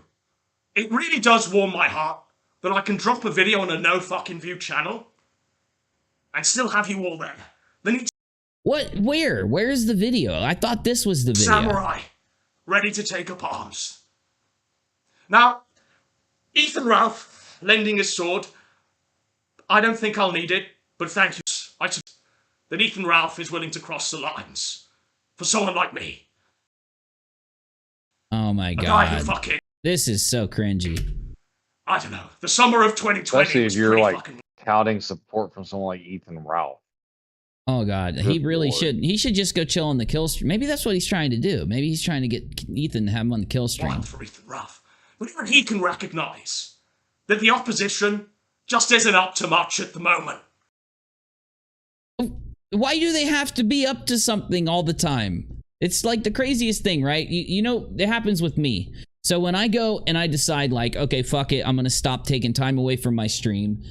Michelle says, hey, I can help with what Alute, Kurt, and Law Richard did to DUI guy. And yes, I scrubbed her. Oh shit, Michelle, can you like let me know tomorrow or throw it in one of the rooms in the Discord, current live stream or something? That'd be really freaking awesome. Thank you. Yes, that's what happened. They scrubbed the video. Yeah, I've been looking for it. I can't find it. So yeah, if you've got it, I will literally put the video out on UNIRock2 tomorrow if I can get it. So I don't know if you want to type it into current live stream, just some like notes or something or whatever, but yeah, that'd be tight. Thank you. Now wait a minute. Where were we here? Oh, I just want to hear his criticisms. I think what he's trying to say, oh, I know what I was going to say. So this happens to me, right? When I'm not in video production all the time. So when I'm in video production all the time, when I come to stream, I'm really just like really busy during the day. I got to take some time out for the family. And then I throw together the things I've found in between things I'm doing during the day into a loose stream like this one. And it never gets a lot of views. It never does really good because I'm just like focusing mostly on uploading and shit like that. So when I do focus a lot of time to my live stream, anytime I've done it, we usually do really good. And when I go through those phases where I'm like, okay, y'all, I'm going to take a break for a bit. I'm going to edit more. I'm going to do this more. Then you get these people out there that are like, Uni needs to do this, and Uni needs to go back to doing this. He needs to go back and debunk something. He needs to go debunk QAnon again. He needs to do this. And then they get pissed off and all this. And they say that I'm washed up and shit. That is until I start to do something else and everything pops off again, right? Because really the secret to YouTube is to make content and have for a long time so people will watch your stuff or they'll at least try it out and see if they like it. And to do it regularly. That's the secret to YouTube. Just about anybody can do it. That's what you got to do. Why would the Kino Casino, though, be so faulted for not having some shows that are all, as crazy as they used to be? There's nothing going on right now other than the IP2 streamers acting like assholes. But really, they do that on purpose, and that's why that content isn't great. Covering Alice and IP2 and all of them, if they do something really extreme, it's worth it. But if they're just doing dumb shit, they do that every day. That's their normal life, is doing dumb shit. So either way, it's not a good criticism, Godwinson. If Andy is literally telling everybody like, yo, I'm training every day, I'm not really prepping for the show that much, but I'll be back after the fight, who cares? He's getting paid like $50K for the fight. The opposition is being led by a child aborting retard who can't even say his own name without saying 5 A's and 6 W's. Well, it's the brain damage. Like, you think I don't got brain damage, man? I used to jump out of helicopters, and before that I was partying every night, and now, we get fucked up as we get older. I don't think any of us feel shame for the fact of it. The fake donos, by the way. You're Spurgin. You're Spurgin, Godwinson. You're Spurgin, bro. Press 1 if you think that Medica Masochist is Andy's dad. Because it's getting to that point, isn't it? It's getting to that point. You're jelly, dude. You're fucking jelly. Dad just wants the guy to move out to give him some sort of semblance of success, so he fucking takes off, right? Takes up. How do you say this when he's getting paid a shit ton of money to fight? And fucking You realize that when he signed the contract, he probably got money, right? Fucks off, but the reality is, and we know this for true. You can say it's kayfabe, but we know this for true, don't we, Andy? That you're asking Ashton to try and find your rental agreements because you're too fucking stupid. You're too fucking retarded. You're a Spurg, bro. I've never ever seen Andy ever try to act like he was smart. Ever. I think Andy's pretty realistic with how dumb he is. He's entertaining though, and that's why he has an audience. That's why I watch him. He's funny. To find your own place, to even become to take on any adult responsibility and go to a letting agent and find somewhere to fucking live. What are you talking about? The fuck are you talking? I thought he lived with PPP. I hope you've appreciated, by the way, the arc that's about to take place. The arc that's been unfolding the past few days. It's been really, really a show. What are you talking about, bro? I watched the casino for the last few episodes, and I didn't see any difference. That's resurrected what I used to think of as the good old days. Now, I'm usually doing other stuff while I'm watching it, so yeah, maybe they did have a shit show and I didn't notice. A renaissance of sorts. Something that I think the old god can be somewhat proud of. Now, we put out that video. We rightly... Wait, he put out a different video. This isn't the main video that he put out. Let me search one more time, y'all. I didn't even know there was a different video. I want to see it. I want to know what the hell's going on. I like the Kino Casino. Okay, so let's do Godwinson. Oh, here we go. Andy Worski. That might bring it up. And let's do the last week, because it would have had to have been in the nothing. Godwinson, and then we'll do the last week. Godwinson returns, Kino felted, Worski, blah, blah, blah, blah, blah, 4 hours. This is the same one we're watching. Think. Godwinson has returned. We have got to replace Godson. Old king, spreading lies of sorts. He and the squire were allowed to choose to become king. So he had the real secrets to expose them. He went. Yeah, sure, okay. Kino Casino exposed. Oh, here we go. Hold up. I think I found it. All right, so we're just gonna get Gahul to play us out now. Back behind. Fucking. Now this is the same damn video. Internet insanity, the rise and fall of Kino Casino. I found it. I found it. Okay. Okay. Here we go.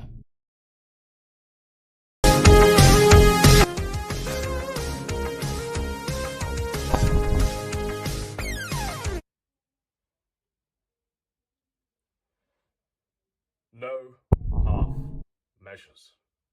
Sometimes Okay, great. I hope this is better than what we just saw. all it takes is a cigarette-smoking man to expose the truth. Can you see this, Navy? Shit. Nope. Let me recast this. Okay, I think I found it. I found the actual exposed video that they did on the Kino Casino. So let me get this up for you. Internet insanity. Before we get into it, let's take a quick look at the comments. Because here we go. This is why I think we were having a problem understanding this. So imagine pay-pigging hundreds of dollars a week so they'll read your message and Andy will pretend to laugh. I feel for the guy when he realizes he's going to win a month with long cruise and smoking hot paid-for women instead of having Andy pretend to laugh. Okay, fine. You're jelly over the donos that Andy and PPP get. Got it. The lesson here is never give money to internet people no matter how much you like the content. I really disagree with that completely. That's if you want people to stop making content and live streaming and then go back to watching television. If you want to do that, then yeah, stop. Sure, gotcha. I miss old PPB videos, even surfers in particular funnier than Worski. The drunk popcorn stream is definitely funnier than the Kino Casino. I just want to hear PPB on a rant about Ralph for 8 hours screaming out he wants to gut the Ralph like the pig he is. Finally, some good criticism. So you missed the old PPP. Okay. It died for me a month and a half ago. The stories are mostly all lies, but at times it was funny. Worski was too snaky, dishonest, and stupid and unfunny, unfortunately. You know, there would be... You know who I think is in here? If I was Ethan Ralph, and if I was fucking... what's his name? Nick Fuentes, and I would the other people that are mad at the Kino Casino. The people that are mad at Medicare. I would go and get my entire shit force to go under Godwinson's video and to just light it up with fucking as much interaction as they could, just like they do out on Twitter. And, oh, so Andy has an annoying laugh. Why are you watching the Kino Casino in the first place then? I don't... Godwinson easily kept quiet and grifted more Kino money from the pay pigs through guest appearances. So basically, if a show gets successful and gets a bunch of money, people get jealous and start to shit on it.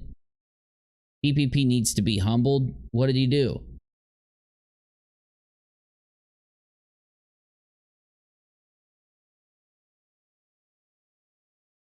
I just don't understand any of this. Gumroad is a joke. No weekly bonus show. The leaks confirm this. So it's a joke because they didn't do a bonus show this week?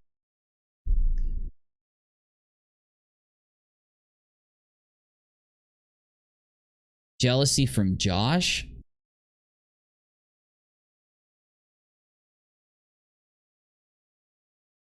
So Josh is mad at them? Josh is from the farms, if you didn't know. Okay. I don't even know. We're going to have to just dig in here. I thought with this one, I'd borrow the greatest series that Jim ever did in order to present. I told Internet you. Insanity for one night only is back. And I hope you enjoy what we put together.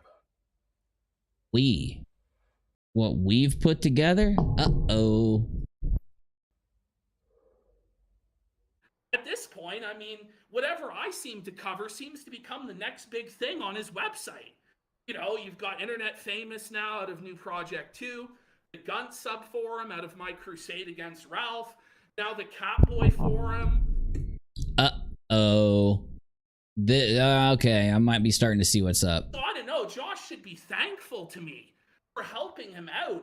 I mean, sure, I butt-fucked him and screwed him out of $2,000 a month, and he did fucking nothing at the time, but seethed resentfully about it, and then finally today come out with his attacks.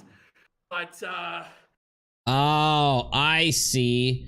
So the people that are donating money to the Kino Casino are from the farms, and now there's this thing go, okay, I'm getting it. I'm getting it. It is, Josh. I've helped you out now. I've set up your whole site for you, your forums for you, and everything, buddy.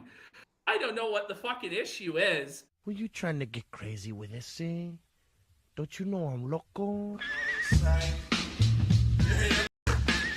Corp 666 who said that. A man who has remained resolute in his devotion to staying the same. Being an unchanging force in this ever-changing world. All right, if you don't know, you should know. My name is WarCorp666, and I'm the beer-drinking, rant-spewing motherfucker here on YouTube.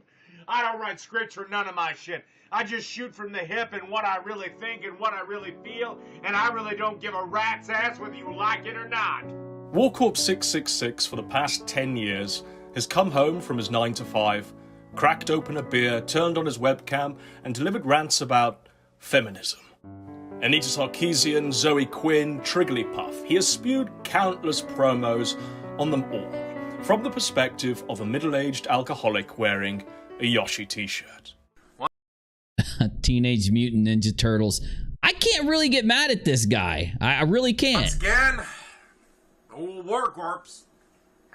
Pac-Man t-shirt, Teenage Mutant Ninja Turtles t-shirt, he's winning me over. Dexter says the thing with IBS is it's no good to stay. Sometimes just walking away in the long run is good. I got you, man. And you know what? I think I'm getting it because really this whole thing can just be narrowed down to PPP and Josh going at it. You know what I'm saying? Just to make an apology. And it would suck if that's the case because it would be over money. And there really isn't a loss of money, in my opinion. People giving money to the casino, it ends up sending people to the farms. In fact, I've been on the farms a couple times when I haven't been there in fucking years. Or maybe it was back. Wasn't the farms originally the Encyclopedia Dramatica? And then like Josh took it over when it shut down. I used to go to the Encyclopedia Dramatica all the fucking time. But either way, I was on the farms recently when I haven't been in a long time just to try to find out what was going on with certain subjects I wanted to cover. But my point is, it's a reciprocating thing. Yeah, the Kino might make a little more money this month and next month, but it's all going to go back to the farms and come. It's all going to equal out and create more viewership. So it would be good if they could get along, but you know, you're not going to. It's like if somebody opens a restaurant next to you and it ends up bringing a shit ton more people in, but for a while you're losing some of your long-term customers. It eventually works out and reciprocates, but in the long run, it can cause wars. This time, it's feminist frequency. Feminist frequency, Anita Sarkeesian. The old WarCorps is sorry. What does this have to do with what's going on, though? I don't. Sorry about the fact that you're so full of shit. And in all this time, he has never wavered. He has never. Yo. Dexter says, no, Uni, they were like a wiki for Chris Chan before Null broke off and created the farm. Yeah. I know.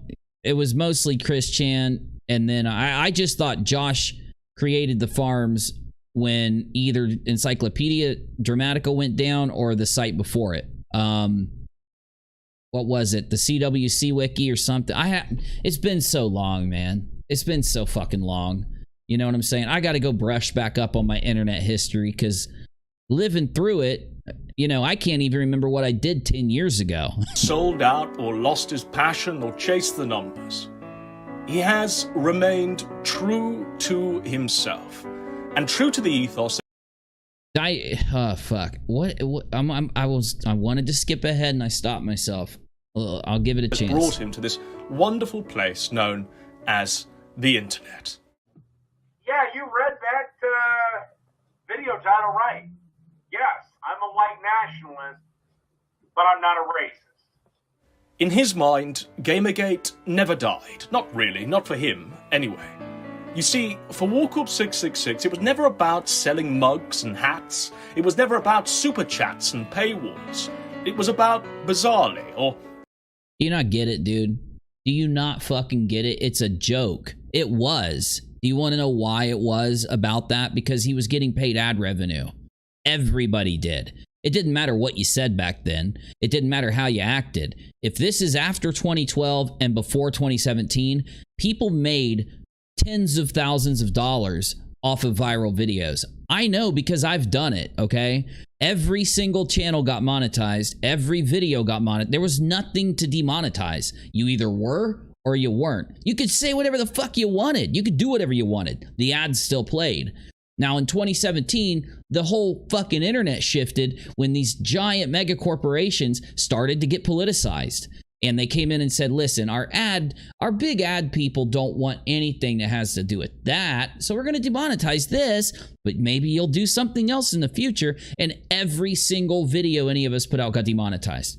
So we had a choice. We could either open a Patreon, but I didn't even use Patreon, bro. For the first, I don't know, 10 months or some shit, I didn't even use Patreon or anything like that. I just got ad revenue. But when they started to shut the ad revenue down, we all said we can either leave or we can fucking open up Patreons and turn on fucking super chats and shit. And so we did it. I put a brief explanation and 3 short videos to explain what happened with the UI guy. If you have questions, just tag me. I will, Michelle. I'll hit you up tomorrow, okay? And thank you. That helps immensely. Because I got the information. I don't have the videos, though, so it'll be really nice to have them. Perhaps even admirably. It was about, and still is about, ethics. Thank you, Michelle. In video games. Thank you. And I'm going to remind everybody, this is ironic. Thank you, Godwinson, for reminding me that Streamlabs just shared my PayPal link if any of you want to support me. Of course, it's completely optional, and you don't have to. Journalism. I just have to remind you every half hour or so if I want to keep doing this after YouTube shut down all of our revenue. This is the story of the Kino Casino. How it rose and how it fell. It hasn't fallen, Godwinson, yet. It's in the process of falling, if what you're saying is true. I don't think it's going to fall. Yeah, I think they're going to probably get half as much donations as they got before. That's what I think is going to happen, yeah. Oh, fuck. 50%. Oh, my God. Okay. Jesse, I'm sorry. I will never, ever do a show with you. I'm sorry. You've already done a show with me multiple times. I will never, ever do a show with you ever again. Okay.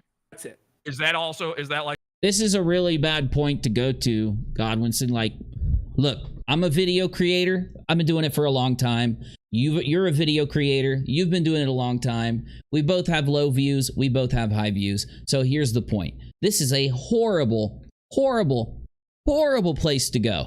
Because the pickle man right there, I forget his name, Jesse, he's either doing one of two things. He's either involving himself in all these stories because he wants to add to the story, add to the funniness of it, add to the, direction of like the way things are going, or he's doing it for money and to try to get attention to his podcast. Honestly, I've tried to watch him 15 times. I can't. So I figured it out. He goes in and realizes like like some of us stream and we don't give a shit how many people watch us. Other people, they have to pine for that viewership, right? They get off on it. In my opinion, this is not an attack. If I'm wrong, Jesse's welcome to come talk or something. But I do think Jesse is out for the attention. I think he involves himself in stories at a very close personal level because it is guaranteed to have people like myself and others go over and watch a couple of his shows to figure out why he's involved with what's going on. So it's almost like a guaranteed viewership thing. When you notice someone's doing that, you have to cut them off because they end up fucking up stories. They end up making stories dull. It's what I've always coined as fake tea. Got me? So on the internet, things can either evolve where regardless of who's involved, these things happen that create a story, or you can have people like what Ice Poseidon did in the original days of that kind of IRL streaming when things got boring and start to make fake drama that they had plotted, planned, and scripted, but tried to act like it wasn't. And you can involve yourself in a story, which ruins the fucking story. The minute people realize these motherfuckers are acting dumb on purpose, this is not natural, this is being forced, they're gone. In fact, I can prove what I'm saying and back it up with actual evidence. Have you ever noticed that when a trend pops off on YouTube or anywhere else, people will rush into the trend and they'll watch it and they'll watch it and they'll watch it? When is the moment that a trend dies? When? Go look at any trend out there that's ever happened that had people rush in. When does it die? The moment that people start forcing it. The moment that people rush in, flood it in, and start trying to, when it gets a little dull and boring and they think, oh God, my money's drying up. Oh God, the viewers are drying up. And they start to try to fake it. That's the moment that a trend is officially dead. Like the way you'll bury it then, because you ain't making that money no more. You ain't making them views no more, no matter what you do. The cutoff. The cutoff. The cutoff. Well, no, I am like the way that you would never. In fact, when PPP did this, I was like laying in there with Rachel, and in our bedroom, not that bedroom, but I was laying in the bedroom with Rachel, and I said, thank fucking God, PPP is cutting this motherfucker off because he's literally forcing himself into these stories, and he's not even funny when he does it. He's not bringing anything to the damn table. I am grifting, Jesse, but at the end of the day, Oh, you guys want free rocks? I usually give out rocks when we get a dono or we get a member, but you know what? I also give out rocks when we just... oh shit, wrong website. I also give out rocks. Oh, somebody donoed, so I'm going to give out rocks for... let me see here. Let me add it up. I'll give out 150,000. How's that? I went to the wrong website again. Okay, here we go. If you want free rocks, type or emoji in the chat, and I'm gonna load it up. So let's go. Let me play a song, load this up, and you guys got about 30 seconds.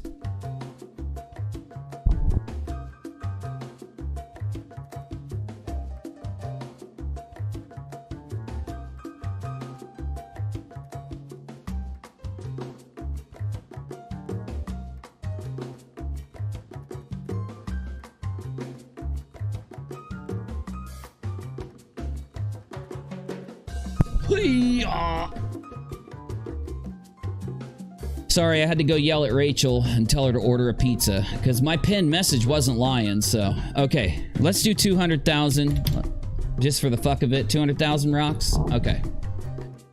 All right. Hey, Dexter. Okay, 300,000. 300,000 rocks. You can thank Dexter and whoever donoed. I would look and see who donoed, but I want to play some video games, and so we're gonna have to get watching this. Thank you. Hey, thank you. All right, here we go. Just talking. I'll be honest, Andy. Like Jesse can go, or I can go at this point. I really don't want to go with Jesse. Okay, hold up. Globus just joined. 350,000 rocks coming at you. Sorry, Jesse. You're kicked from the show. All right. Well, I'll be for real. But we can have differences of opinion, and we can keep moving on. Right? Are we good? Are we good, Andy? Are we good, Andy? A long time ago, in a distant land, PPP and I used to make content together. It was a friendship that was first and foremost a creative one. We shared the same mind on pointing out the hypocrisy of retards on the internet. Whether it was Sargon trying to be the voice of the working class but belittling anyone who didn't wear an ill-fitting suit, whether it was Ethan Ralph making a... Listen, guys, I'm going to say something, and I don't want anyone to take this the wrong way, okay? I'm going to tell you, the fucking truth right now about PPP, Godwinson, Andy, and Medicare. Okay, I'm going to tell you the fucking truth right now about him. And I've been following these guys for a long time. I remember PPP back when he first came on the scene, less than 100 subs. I was pissed off. This is back in the damn this is back in the Mundane Matt day, when all of a sudden, out of nowhere, PPP comes in. This the Kino Casino dude that makes all the money, and I completely disagreed with him. I played him on my stream. It was the nightly live stream on UNIRocktv. You know, back when we had 500 viewers a night and I was popular. And I pulled up PPP, and you know what he was saying? He was saying that Medicare, Andy, Andy, this is right before Andy did that aim thing that we covered. Medicare, Andy, and a few other people, I'm not going to remember. Maybe even Ethan Ralph was one of them, were shills. They were sellouts. They were always wanting that money. They were always wanting you to super chat. And he said that it was such a grift. He called it a grift if anybody made money in any way through the internet, through YouTube, through content production, you were grifting. I can't remember if he said ad revenue was bad or not, but that was PPP's thing, okay? Now, I disagreed with them. I said, no, people can make money. It's just about whether you try to respect your audience. I even back then said the same fucking thing I've been saying lately. I think fundraisers are okay. I think if you're honest with the audience, if you're honest with them about what's going on, then that's the key judgment. And I'm wrong sometimes. I'll admit it. You know, sometimes I spam my pay link too much. You know what I'm saying? But in my opinion, the thing that matters is if you're honest with your fucking audience. That's all that matters. They can make the decision. It's if you put it into their hands, right? So I disagreed with them fundamentally. Now, the thing is, PPP realized he was wrong. And what he's doing now, we all accept it. You'll say, so you accept him sitting there saying, I need a donation if you want me to do this. Oh, I'm going to end the show if you don't give me a dono. PPP says this all the time now. It's on the Kino Casino. And normally I would call him out as a fucking scammer. I would say, dude, quit it. You're e-begging. He's not, though. I know it's hard to understand this, but he's not. And here's why. Because he's joking. It's a joke. He became moderately successful with this show, and he understands where he was wrong earlier. He would go live and talk about how Mr. Medicare was like the biggest sellout on the fucking platform, okay? And he realized that he was wrong. And because of that, he's turned it into this reoccurring joke that he's taking way too far. I find it hilarious. Every time PPP says, I'm going to need another $20 dono because Ethan Ralph's spurging out, I'm laughing a little bit because I'm like, coming from the motherfucker that used to call us all sellouts. You know, everybody on the internet who makes a dime is a sellout, right? So I don't see PPP as this big shill like Godwinson's making him out to be. I don't even think he lied. I just think he humbled himself. He realized he was wrong, and he's playing a joke into his wrongness, okay? Career from pointing and laughing at people, but being unable to take a bit of heat when that infamous sack of grizzled flesh made its first appearance. Whether it was Nick Fuentes professing to be the next president of the United States, but Okay, that's kind of funny. I didn't know Nick Fuentes was actually kind of funny once. Posing on teenage girls in a shopping. Okay, never mind. They're teenage girls. That's not funny. Actually, I just realized that's not his girlfriend. I forgot. Nick Fuentes is an incel. He's never had sex. He's so uncomfortable around these girls. He's damn cyberpunk T-posing. He's not funny. He's creepy. I take that back. Scrub it from the record. Hypocrisy. Ladies and gentlemen, hypocrisy being called out in all its forms. Chat's going crazy. They want. Well, that's what we do. We just do it in a more long-form fashion. We like to focus upon hypocrisy. Sometimes we'll take an entire year of doing a live show called Days of Our Live Streams while we mimic the people that we are calling out. But either way, we're just like PPP. Want to hear from us, but they don't get to. Nassim, CBFK. Dude, I just think you got a little bit of a crush on PPP, bro. Leo says total depravity. Oh shit, what's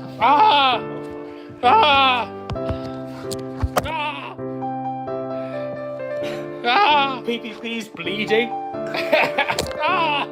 The violence.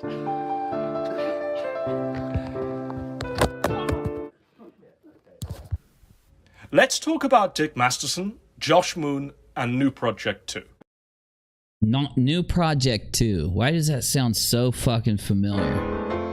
When you're raped, Dick can play a piano? Are you kidding me? by a pack of the reality of it is, Oh yeah. Okay, thank you for cutting that off. Thank you. why John says I can't stop watching the beard. It's like pointy. I can't control it. I can't control. I wanted to be a Keemstar beard, and now I can't stop it. It's like a horror movie. Even if I try to cut it, it grows right back. why is everybody from New Project 2? It looks like a Syrian or something. That's cool. Gilgamesh is pretty awesome. Well, thank you, sir. I'm definitely going for the Keemstar look. Gilgamesh, it just is a coincidence. Why is everybody from New Project I'm not going to stop with the Keemstar joke when it comes to my beard. Just deal with 2 it. defending you? Dick Masterson of Dr. Phil fame had entered the IBS If you don't know who Dick Masterson is, he went on Dr. Phil as a chauvinistic male. scene and decided to create a Patreon alternative after. You know what? We should watch that episode. I think I'd get struck, but it would be fun, at least while I got Some struck. creators had been banned from the platform. This was in keeping with Masterson's free speech, zero censorship, anything goes code of ethics. The Patreon alternative he set up was called New Project 2. Ah, now I remember New Project 2. I'm so glad I didn't do it. And a few creators in the... I just use YouTube now, guys. I'm sorry. Patreon flipped on us. Patreon is not worth... I've moved every one of my supporters have moved off of Patreon. There's a couple still there because it helped because of they use a certain like payout and it works better for them, and I completely respect that. But most everybody's moved from Patreon onto memberships on YouTube, and unfortunately, it's probably the best way to go, because if we lose our YouTube channels, we're fucked. We're not going to be able to contact our audience, and we're going to be off into the void somewhere. So if, you know, there's no sense in me growing, I don't know, 100 people, 200 people on SubscribeStar. It'd be like what happened with Twitch. Every time I'd freaking create a Twitch account, 5 different times I would log into my Twitch account, I'd get 100 fucking people that would sub to it, paid subscribers, and someone would go CrowdStrike Twitch, get pissed at me, and it would go down. So then I would wait 3 months, I'd file an appeal, get it back, do it again, go over 100, somebody get pissed and CrowdStrike me, and I ended up like after the 5th time getting pissed and saying, I'm done, Twitch, I'm not doing it anymore. The sector joined the site. Jim, Josh, Gator, Ralph, and a litany of other characters that we all know and love. But as time rolled on, there were a few things about New Project 2. Okay, Godwinson, I take back what I was saying about your Spurgy video that you did, the second one. I take it back, because the first one is definitely followable. I apologize. It raised questions. Like, why hadn't any effort gone into the website itself? Why had... In fact, I think I will, R-Top. I think I will. I am known for braiding my beard when it's really long. Remember back in like 2019 when it was like down to here? Oh yeah. I might do it. If it gets pointy enough. You got to talk to Keem about that. Somehow he's got control over my beard hair. I forget what I was going to say, man. Fucking A. No. Oh, if Godwinson wants to come talk, it'd be really cool to have him come on and talk. I don't know how to get a hold of him, but he's welcome to come hang, and I'd like to ask him some questions about this whole mess. Attention being spent on its terms of service. Why did it seem that only friends of Dick Masterson could join the site? New Project 2 was fertile ground for someone to come along and start building their name on getting to the truth of the matter. It was PPP who stepped up to that plate. He famously got onto a stream with Dick Masterson and rose to prominence. He got a lot of people... I remember him doing something to listen to his message, and soon more and more questions were being asked about New Project 2. Like, why were people being asked for their social security numbers in order... Oh yeah, I think that's one of the reasons why I didn't use that shit. I'm pretty sure I emailed him. They emailed me back. I went and looked and I said, fuck this. To be on the website. Who was handling the information? Were people's personal and financial details being compromised? Question. My brain is getting an old memory from back then is starting to pull forth in my head. I remember sitting down and talking to like 10 content creators about this. Every one of them was like, dude, there's something weird going on with these dudes wanting our social security number. Kev Baker was there. And we were like, me and Kev were like, no fucking way, bro. It's almost like when D-Live asked us to turn it. No, it wasn't D-Live. It was some other site like not Stream Me. Damn it. What was that site that Styx was on? And he was the biggest one there. And you couldn't live stream on it, but you could upload vid.me. Vid.me. They wanted our licenses. So I said, fuck it, I'm not doing it. After question mounted up, and the pressure was on Dick Masterson to start providing answers. I completely remember this now. But the answers that came seemed opaque and not direct. They didn't explain things in a way that reassured people. And instead of addressing the noise about New Project 2 head-on, Masterson decided to antagonize a forum of users where the majority of these questions were being asked. He decided to wage war on the Kiwi farms, or as he would now call it, the Karen farms. Oh, come on. In that stream where people... See, and I do think that Godwinson's smart here because he's drawing a parallel between Masterson challenging the farms and PPP earlier in this video challenging the farms. So I think he's gotten his stride and he's actually getting into his criticism. You know, he's getting into his writing skills where you link your stuff together. You make sure that you're calling to things that relate to each other. Oh yeah, he's starting to come into his full form here. PPP and Dick Masterson met on the battlefield. Masterson's claims were that he was more successful, better looking, had a higher viewership than PPP. Oh, that was pretty funny. That was actually pretty funny. He said that he was the prom king and living in a mansion in the Hollywood Hills. So, look, it is obvious that Dick, for legal reasons, has to have everybody's social security numbers, right? Yeah. Okay, so you admit you have access to people's social security numbers. I'm pretty sure I got a 1099 from New Project 2. Yeah, you got a 1099. Okay. Yeah. Shut the Wait, let him talk. No, I don't. Hey, what are you interrupting me for? What have you ever done in your life? I'm a fucking. Oh, I know. What have you done? You've been on Dr. Phil in a Pizza Hut commercial. But he's telling you that he was on a Pizza Hut commercial? That's hardcore. the data isn't on his... Do you know what I want his signature now. I've done, Dick? Do you know what I've done in my life? I've saved souls. Yeah, you know me, Jesus Christ. Have you ever enjoyed Do it, Peter. Much respect, though. PPP coming through. I saved souls through Jesus Christ. Prison boys, please. But you couldn't even fucking make it. Go ahead. Tell me what you have. What do you know about even make it. I live in a Barbie's dream mansion in a hill. That's all that matters. You Canadian. Look at Nick cringing. Oh my God, Nick is fucking cringing. That's Nick's cringe face. Don't tell me it's not. Look, his jaw's crooked. Oh yeah, he's cringing. Prick. Yeah, it is all the you Canadian prick. Because I go out of here, I fuck my girlfriend in a fucking mansion. Meanwhile, you and whoever you have in the background, your fucking hype man, stick your thumbs up each other's asses and jerk each other off, telling you what a great job you did. It does fucking matter. You're a real cool dude, Dick. You're a real cool dude. It was desperate one-upmanship that didn't go down well with his audience and actually had the opposite effect. It really did. It really turned a lot of people away from watching Dick on YouTube. I'm dead serious. Like, it can be denied, but it's true. Of turning more people. Okay, Godwinson, can you stop making sense?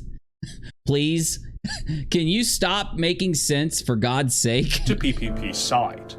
Users on Kiwi Farms even fact-checked Masterson's boasts and discovered that the Barbie dream mansion in the Hollywood Hills was, in reality, this. A crack shack. Oh my God! No! They doxed him and found out he lived in a crack shack? Wow! On the outskirts of Sorry, Navy man. I'm in react mode here. What are you thinking so far? Wow. This is pissing me off, bro. I'm angry. Well, the thing is, I don't know a lot about these people, so I'm just like sitting back and listening, and it's yeah, it's fucking crazy. Godwinson's making too much sense, and I don't like it. The rising tide was against Masterson, as it had been conclusively revealed that the Emperor had no clothes. Josh Null, the owner and operator of the Kiwi Farms. Yeah, you don't fuck with Josh, bro. Josh is, oh, holy fucking shit. I didn't even read that. I didn't even know he wrote that. So Josh says, I warned you, I'm a one-man apocalypse. Yeah, I mean, I was going to say that. I was going to say that he's the...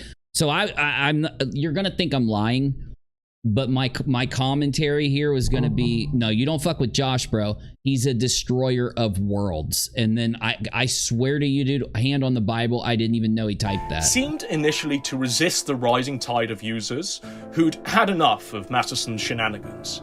He defended Masterson's description of his home as a mansion. People were confused by this. They wondered why Josh would behave this way. The explanation given was that Masterson was Josh's friend, which is fair enough. But what is friendship if you can't laugh when one of you is being a retard? What about Dick? Well, yeah, that's what we do. He's an alcoholic. See, that's what the thing a lot of people don't get. When we're laughing at somebody, criticizing somebody, and even shitting on them, we're not hostile. This is the thing about you know, I know that it's been strange me slogging through the swamp of the anti-KJ community because you've got an old school internet, you know, I would say a non, but that kind of was ruined when I made my channel in 2015. But you've got a dude that's been on the internet since its inception that has a pretty good understanding of the internet, slogging around through people that basically just started using YouTube in the last year or two, and you know, owning the entire sphere with every step of the way, because you know, a lot of people don't understand that you can't fight the internet, you have to flow with it. And when people come into the internet, they make that mistake of thinking that they can fight against the current. Now, I learned back in 2004, 2006, I don't fucking know, early, when I'm doing HTML, typing HTML to a notepad and then uploading it to a website, that you can't fight the internet on MIRC servers. So I got my education in, you know, I'm a boomer 15 years ago. So, you know, this is what's happening, though. Dick Masterson is trying to fight the internet. Well, I guess you got me there. I don't know what to think. I'm not someone who... What the fuck is this? Is this PPP talking to Josh? What about Dick? He's an alcoholic. I'm like, well, I guess you got me there. I don't know what to think. I'm not someone who will cut someone off. I'm not someone who... in a way like Dick. Dick will probably never disavow Ethan Ralph, you know. He didn't disavow Digibro. He didn't disavow anyone. Who the fuck is Digibro? God damn, bro, I can't remember. But I'm reluctant. I know he smacked Ethan around. To say like, oh, I just want nothing to do with Dick. People started to look deeper into the Josh Masterson connection in order to try and explain the motive for why things were being swept up.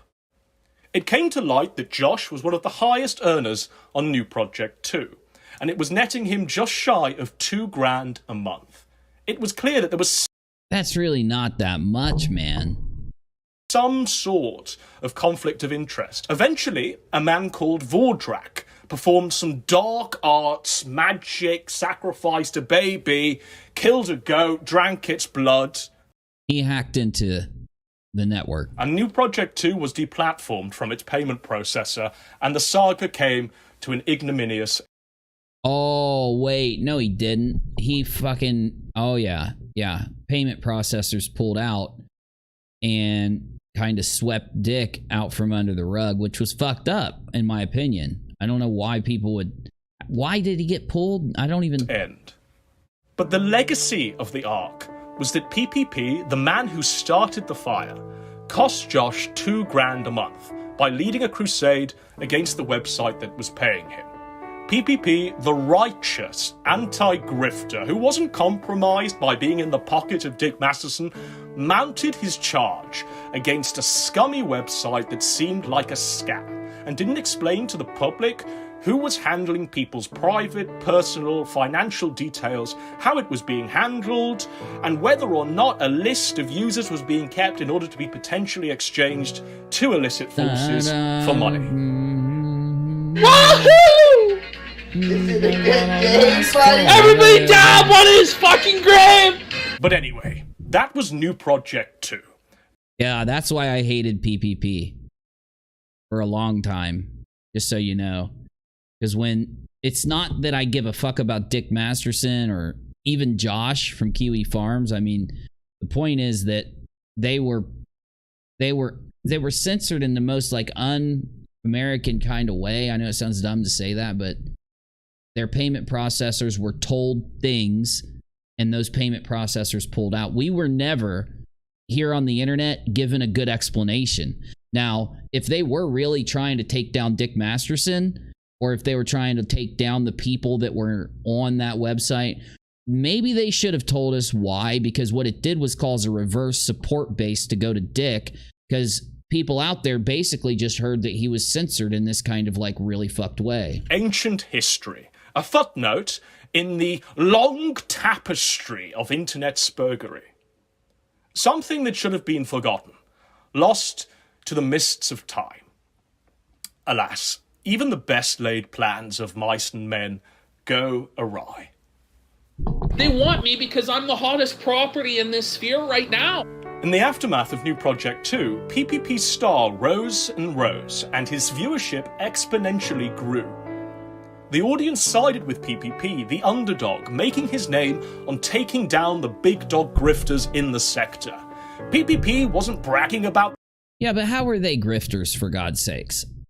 What's griftery about a group of people that are banned from other payment sites like Patreon making a site of their own to get paid? How is that griftery, for fuck's sake? The numbers or the money or his prom king status. Instead, he was the everyman. He didn't give a damn.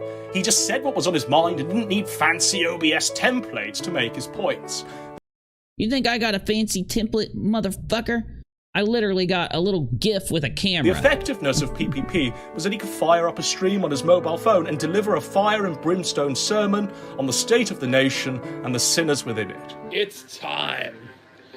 It's time to talk about one of the biggest scam artists that there's ever been. So, we're talking about Wilshire Boulevard. Now, what the hell is Wilshire Boulevard?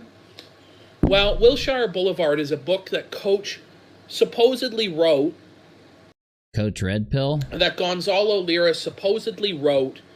It was already written, guys, and he just needed a little bit of support to get the book over the top. Spoiler alert, the book still isn't out. How could that be?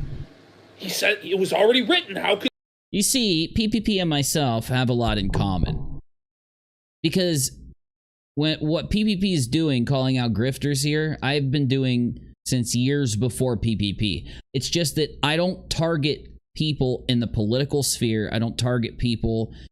You don't have to be some famous person. You just have to con your audience. You can be a fake philosopher or a dude that does rocket launches or a dude who hangs out with a fake philosopher and a dude that does rocket launches. Or you could be a chick that runs a scambuster website. I don't give a fuck. We're going to fucking, talk about your con, whether it gets 2,000 views or 20,000. So, my point is, I think PPP kind of targets more known figures. I mean, that's probably smarter. He's probably a much better businessman than I am. Could it not be out? But anyway, getting ahead of ourselves. Getting ahead of ourselves here. Wilshire Boulevard, a novel. He's raised $14,000. Coach Red Pill. Yep. Damn, I didn't know he was a fraud raiser fraudster. I'm gonna have to cover this. Damn, thanks for the topic, PPP. 288 Canadian dollars out of his $9,986 flexible goal. So the project was funded. And people liked him because he didn't have an ego. He didn't have this involvement. He had this detachment. And the internet was a hobby and not a career for him. That was the most important thing. Jarbo came on and just fucking unleashed and just punked that fucking bitch-ass pussy Ethan Ralph. Ethan Ralph wouldn't debate him one-on-one. Ethan Ralph wouldn't go on his show, a neutral platform, or Kato's show. It had to be the Kato stream, where Gator plays the soundboard and cranks your volume down to -20. Well, mine's at 5,000. Well, the reality is Jarbo fucking knocked you out. So you have to fucking cry and complain about it because you're the new prison prag that gets fucking raped. He was just a guy having fun, laughing at hypocrites on the internet. It wasn't a grift. It wasn't about super chats or donations. It was about content, first and foremost. The integrity of putting on a good, entertaining show. For many, including myself, this was the golden age. Fuck Phantom Organization's furry Discord. Fuck him, he's a pedophile. I don't care. That's what I said. That's what I said. Fuck every one of these cocksuckers, these degenerates and faggots who try and leech off of me, I guess. However, nothing lasts forever, and all good things must come to an end. Often, the indication that the good times are over and entropy has kicked in comes in the embodiment of this man. Oh, come the fuck on. Listen. PPP is running a joke. You're doing the thing that you can't do on the internet, Godwinson. You can't take a well-placed joke and act like it's not a fucking joke, okay? Now, I could be hanging I could be hanging my commentary hat here and fucking this one up, but you know what? I'm gonna fucking ride out on this one. I swear to God, bro. We'll know. You give a couple weeks and we'll see if the kill stream. We'll see if Kino is really nosedived into the ground. But bro, I'm telling you, PPP is fucking running a joke when he's sitting there. The grifting thing that he's doing, this overly performed grifting thing, is him fucking joking, bro. Like, I don't know how you're gonna... Don't play this card. You did such a good job up to now. I really hope that's not where you're gonna go, bro. Andy Warski.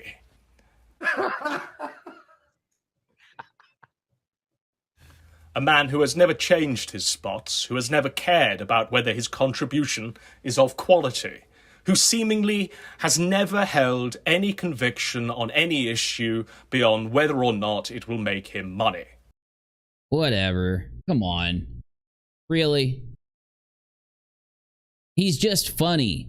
Yeah, when he gets fucked up on drugs, he's not funny. But when he isn't fucked up on drugs, he's funny. I started to think that when he was training, he might have been hitting the pipe again for a minute.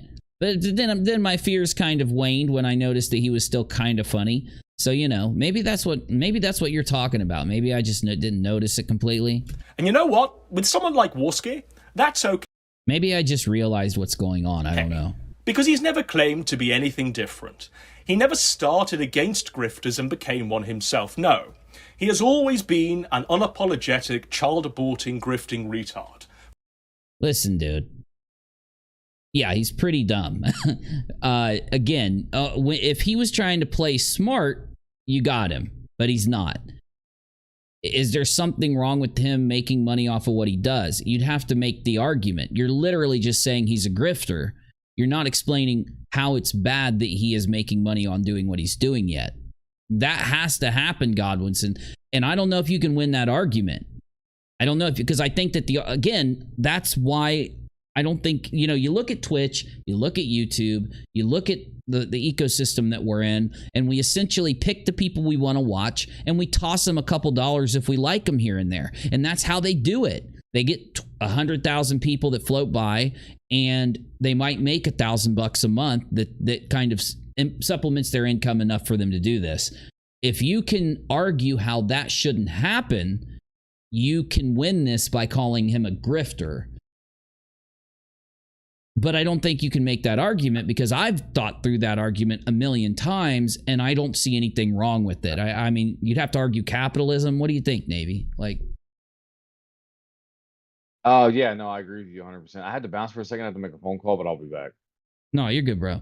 Yeah, so I mean, again, you're fighting the thing that PPP himself had to realize and turn into the joke of Kino Casino. It's why you know what? Am I just getting a joke that's not there, Godwinson, or what? Because I thought that's why it was a casino. That's what the whole thing about like placing your bet and the house always winning is. Like, it's a big ass joke about how PPP realized that he was wrong. And that one, like, if you want to do what Medicare does, you have to fucking sell some shirts. You've got to fucking take some super chats. I mean, unless there's a better way, but the point is, the reason we do shirts and super chats is because there is no better way, right? That's just the way. It's like, is there something else we could do? Is there a problem with it? People see a shirt, if they want to buy it. You know how many people don't donate? Like 98%, 90%. I don't know, something like that.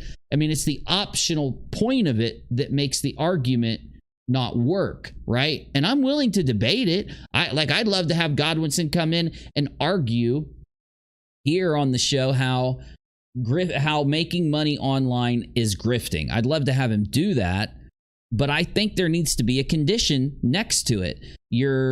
I don't know, like telling people they have to dono instead of it being an optional thing. You could argue PPP did that, but again, I thought he was joking. I don't want to repeat myself. From start to finish. I am the man. And you're going to show me this level of disrespect on fucking camera? Buddy, don't be a fucking hero. Buddy, don't be a fucking hero. No, don't be a fucking man. Fucking hero, buddy. Are you fucking being serious? What do you think's going to happen? What, are you going to try to fight me? Yes. Yes, the guy on the computer from fucking what show is Napoleon Dynamite? I'm just kidding. Okay, you don't look like him. It was a joke. What are you doing? When I take care What are of you you? talking about, buddy? I'm Like, not what trying to fucking fight world you. are you living I in? already. A series of circumstances and happenings led to PPP and Andy Warski joining forces and creating a prime-time internet bloodsport show called the Kino Casino. Yeah, we all know it just happened not that long. It's like a few months ago, dude. It's a new golden age. PPP and Warski present Fantastic! the Kino Casino. Don't stay back, but come in and make sure you aim for the top prize here at the Kino Casino. The casino at first seemed to be a hybrid of the two men's approaches on the internet, a cross between Warski's shameless grifting motifs, hence the casino theme. Yeah, no, I think you're missing a point here, but... And PPP's topics of pointing out the hypocrisy of his two most studied topics. Yeah, I think you're missing that major point where PPP realized that he was wrong about making money on the internet here. Ethan Ralph and Nick Fuentes. The show started with a lot of goodwill behind it. People were happy that PPP, the underdog, now had some success in getting his anti-Ralph, anti-Fuentes message out there to tens of thousands of people, more viewers than he'd had ever before. I thought we... Yeah, you want to know why, though? Yeah, have you not thought about why, Godwinson? Like, you might talk about it in a minute, but I might be able to predict you here. It's because of the format. You know how you bashed on the fact that OBS is used and all this garbage? The reason you use OBS is because you're not staring into a phone screaming. Okay? You move up to OBS because it makes it possible for things to just be a little more programmed, a little more natural, and look like more of an edited video. You got me? That's how you make it look a little more professional. Now, by doing that, I know this sounds crazy, it makes it more watchable, right?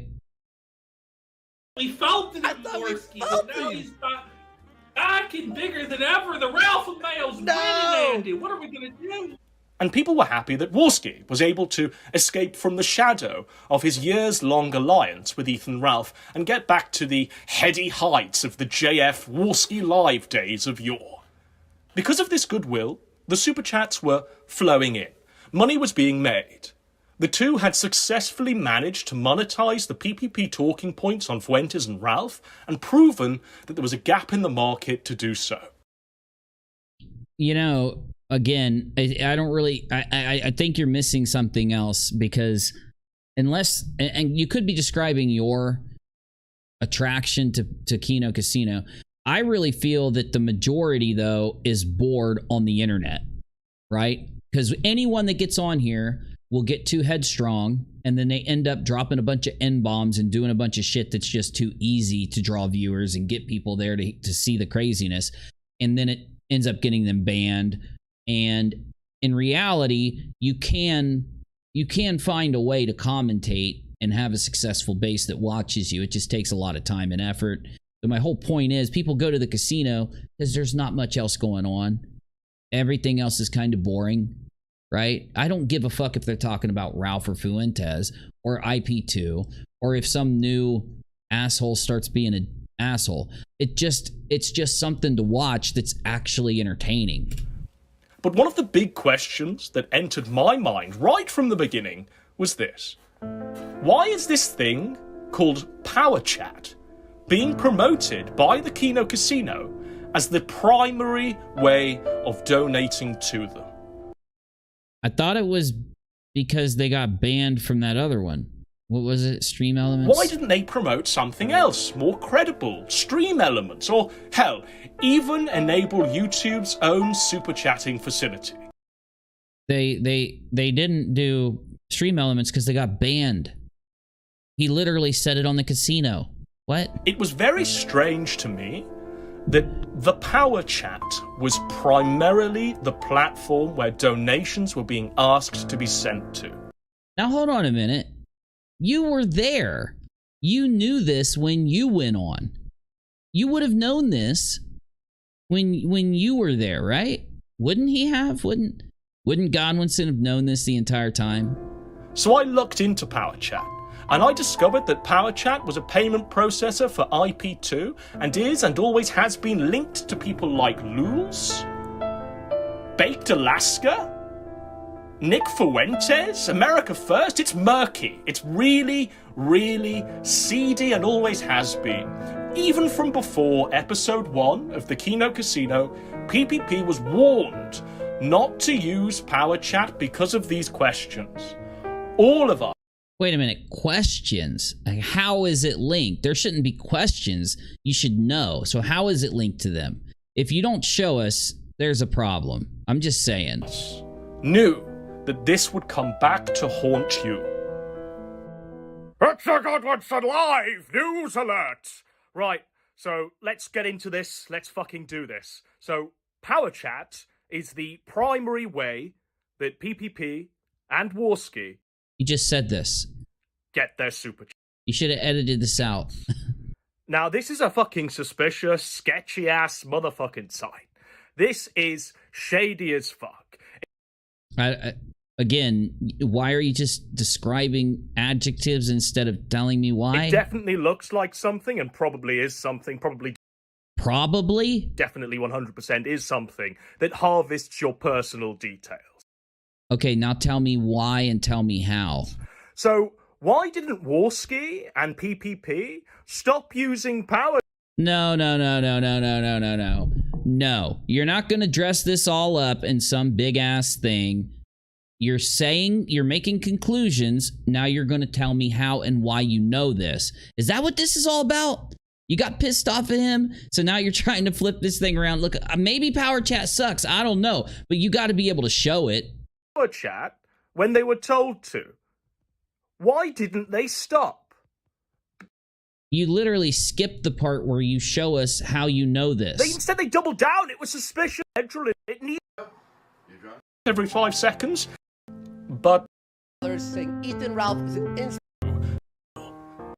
okay, fuck you, Godwinson. You just fucked it. You just screwed the pooch. You just screwed the fucking pooch, bro. So you dress a pig up in a bunch of lipstick so that you can try to slide it past people and get a bunch of dipshits thinking that you got something. Maybe not. Look, maybe you don't. Maybe you do. Maybe you have the ultimate killer for the Kino Casino. Maybe they've used this thing that blah, blah, blah is connected to people, but you literally just said it. I'm not going to sit through 30 more fucking minutes when I just skipped ahead and didn't see you explaining it. I'll look into it tomorrow. It's getting late. What time is it? You know what? I'm gonna do at least one run, or you know, I'll let you guys vote. Do you want me to play Tarkov? There's not that many peeps here, but do you want me to play Tarkov or Elden Ring? What game are we playing? Tarkov, Elden Ring, because I've been playing both, so it's completely up to you. I actually want to play either. I have a feeling you'll probably pick Tarkov, which is fine with me. The only reason I put Elden Ring in there is because it's really fucking awesome and really fun, and I just unlocked this new badass weapon, so, you know, actually I should have put a third option, which is, you know, either, or I don't care, but, you know. Yeah, I'm not doing this shit. Yeah, did you see what I'm saying, John? You see what I'm saying? So Godwinson does this giant lead-in, and then all of a sudden he goes, do you realize when he put himself in there with the white filter over him? You know, it was all white with a few black lines. I really do think that's where he lost the plot. Because he just goes from, power chat could be linked to these bad people. And probably is. And then he starts just repeating things. He skipped over the why. I'm not playing this game. I'm gonna watch the next Kino Casino. If you want to try to attack their fucking money, then whatever, but that, you know, this is probably why Godwinson gets his bad reputation. Holy shit, Elden Ring's winning? 8 votes? Oh my god! You guys, I can't believe it. Let's go. Let's go. Fucking A, bruh. Oh god, you don't want to see me playing no Elden Ring. Sorry, I've been recording a lot, so I gotta turn my cameras on. And I should turn on my stream boss. There we go. Oh, baby, I love this fucking game. I don't know why this game is so good, but damn. Oh my god, I love it. Let's turn it up for you so we got some audio here. Oh, thank you guys. Thank you. Menace isn't around tonight. If Menace was here, I'd be playing Tarky 100,000%. So before we get started, let's take a look at my character. Now, this is not my first character. I abandoned my first character. This is a faith build. Everybody told me not to do a faith build, but they also did that to me in real life. And I didn't listen in real life, so I ain't listening in Elden Ring. So we've got 30 faith. We need to raise our intelligence next, because a few of the spells I have to cast, I need intelligence. 15 arcane, 18 dex, 15 strength, 12 endurance. Mind is only 14 and vigor is only 16. I have to raise those two and intelligence. So I don't know, it's gonna get crazy, but look at this. This thing, this bad boy right here, takes 30 faith to wield, and I need to upgrade it. We're on a quest to try to upgrade this. Now look at this shit. Look at this. Look at this weapon. This is a faith-based weapon. Watch this shit. Ready?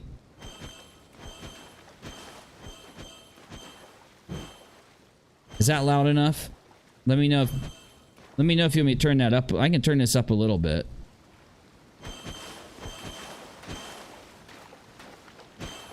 Now here's the charge. This is like the supercharge here. Now look, here we go. Ready? Are you ready for the crazy attack? The magic attack? Oh, it's so fast. Oh, baby. Now, I have no clue where I'm at and what I'm doing right now, so we're just... Oh, shit, look. Hey, hello. Hi. Got a dude trying to kill me already. I need that right there.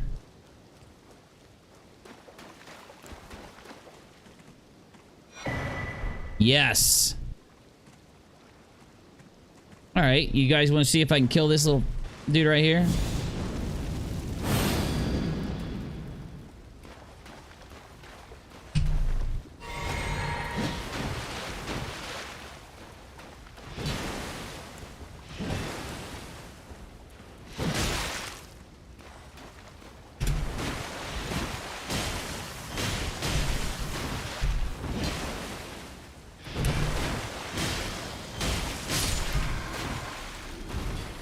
Too easy.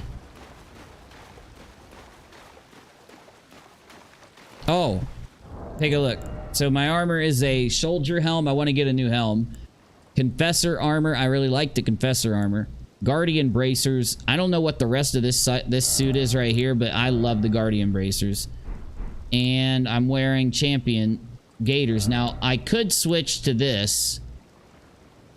It's less heavy. This is like my less heavy. Let me show you my less heavy suit here.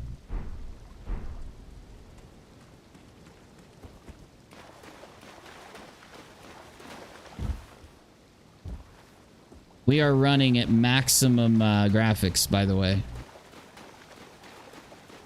We're running at 10 megabits a second maximum. Oh, wait, I do have... We've got runes over here somewhere.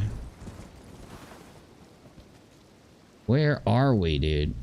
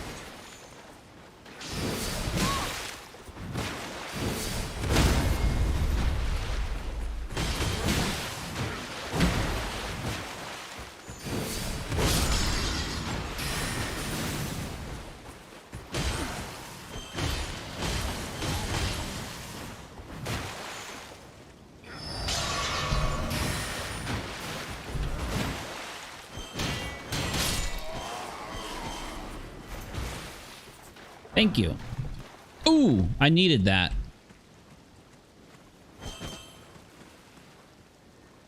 I'm pretty good at this, bro. Why am I so zoomed in? I'm not supposed to look like that. There. Oh, shit.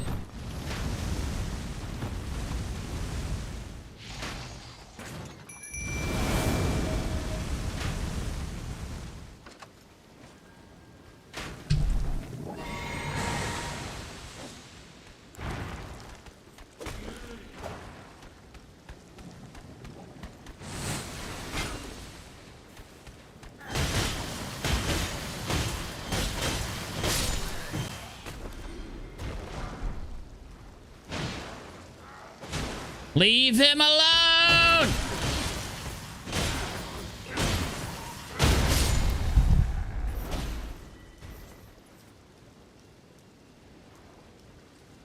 Leave my jellyfish alone!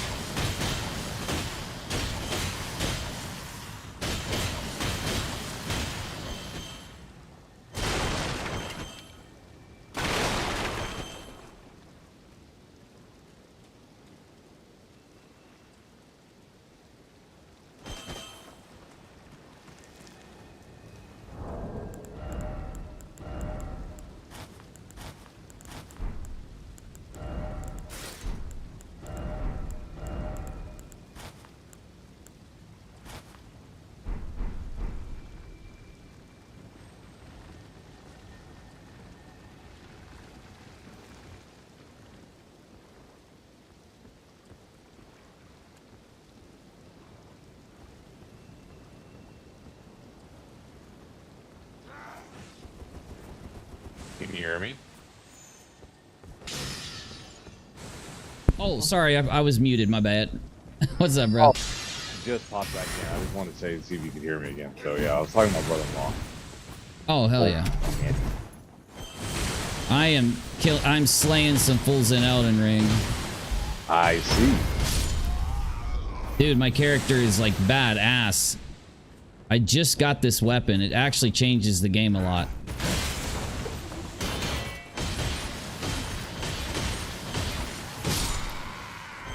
Oh my god, it changes things.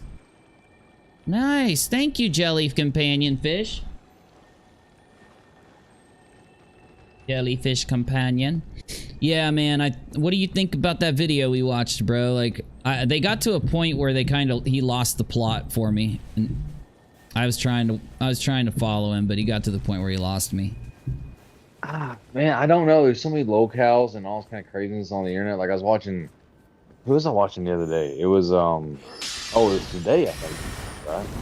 Because Everything's Nice's channel. They're talking about these other locales and all this kind of stuff. And craziness that happens on the internet. Shit. And he's like, I missed Everything's fucking Nice. Damn it.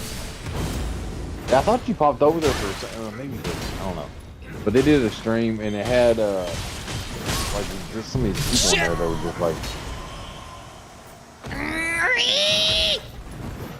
Sorry, go ahead.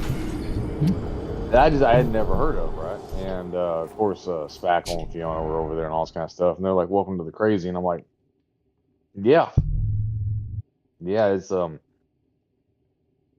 there's just so many locales out there that I didn't even know existed. That do just like the craziest shit, dude.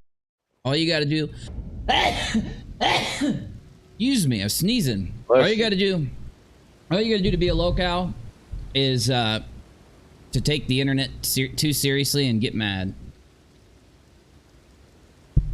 No, 100%, or Twitter or whatever, right? Yeah. And not be able to take any kind of criticism whatsoever. Yep. You know, and I don't know, man, it's just crazy. Like I see these people that are out there that are, you know, they take things like they depend upon their internet network, like, to justify their existence, and it's just crazy. I'm like, get out there and meet some people in real life, you know? I don't know, man.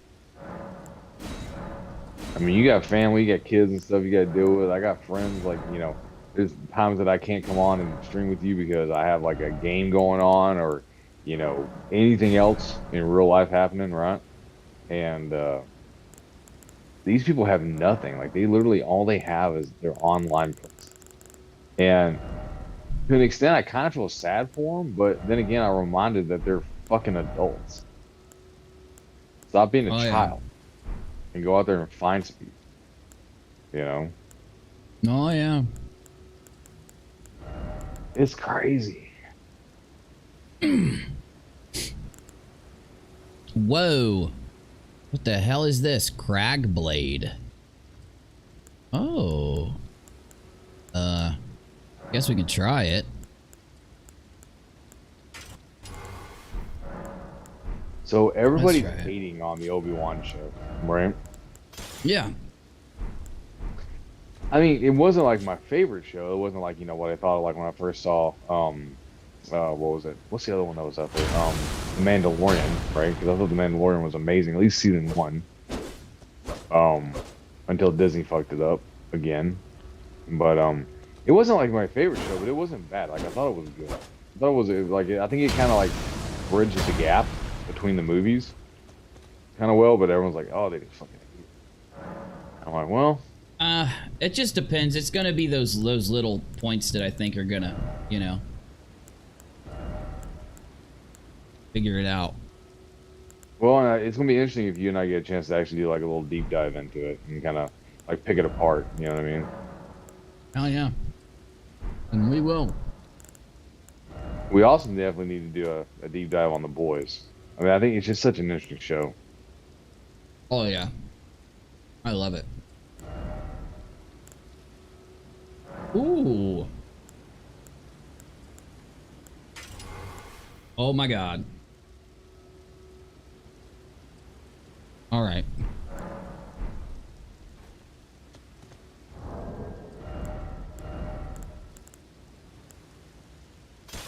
Let me try this other weapon real quick. This is gonna be crazy. Oh my god, no fucking way, dude. I gotta try this thing out. So I put this like skill on my weapon that you stick it in the ground, and when you pull your weapon out, it's covered in like rocks. And I put it on this giant sword I have. Have you fought anything with it yet? No, I'm about to. Oh, I'm about to. Okay, it just wore off. It lasts a nice little while. What kind of pizza did you get? Papa John's. It was the only thing open, so. Oh, dude, I was starving. What'd you get on it though, with Papa? Oh, just pepperoni, I think. Yeah. Okay, good. Don't be playing with that pineapple crap. Just saying. Nah, I would go banana peppers and pepperoni. Maybe green olives. I don't know. Hate olives. All right. Let's try this bad boy out. And let's do it. Well, yeah, I do have a lot to do over there, but let's go to this like really hard area. Here we go. Wifey, you know I love you, but I am never eating pineapple on my pizza. So if we ever have pizza together, it's gonna be a half and a half, and your half better not touch my half. I just say. Oh, is that Pepsi? Haven't had Pepsi in a long time. Okay, let me turn my camera back on. I never leave my camera on while I'm eating. Kelly, it's not though. Like you know what? Do your thing. You know, eat your fruit on your pizza. You know, have fun with that. Like I'm not shaming you for that. I'm just saying that it's not my bag. So here's what I think I'm gonna do. I've never gone to the trees in this game yet and fought the bosses there. I've killed some pretty big bosses though. Oh shit, I don't even know where the hell I'm. Oh my god, I'm at the bottom of the tree. Oh god, that means there's a giant boss right here. There he is. Oh, rock up. Oh, I will. You got it. Why does my camera keep doing this, dude? Just pop out with your rock out. I don't know. Dude, my camera is literally. What? No, I don't want to. What? Oh my god. Here, let me crash my camera and reset it. Alright, there we go. Okay, now zoom out, man. Go to preset location 1. Thank you. I don't know why my camera's jacking up sometimes. Okay. Okay. I don't know if I want to fight that guy yet. Can I even get over there from here? Probably. This is the base of the minor Erd tree. I think that's the minor Erd tree right there. Okay. Dude, this game is psycho. Eat anchovies on my pizza either. I don't know who does. Well, listen, I've been obsessed with Cheshire sauce. I always say it wrong. Galubis always corrects me, but my thing is, like, I found out that shit's made with anchovies, so now I think I might actually try anchovies. Well, so here's the thing. I don't eat olives because I can't stand the flavor, right? But I love olive oil, right? Oh, bro, green olive. Black olives suck. Green olives are the bomb.com. April, I eat chocolate-covered bacon because it's delicious.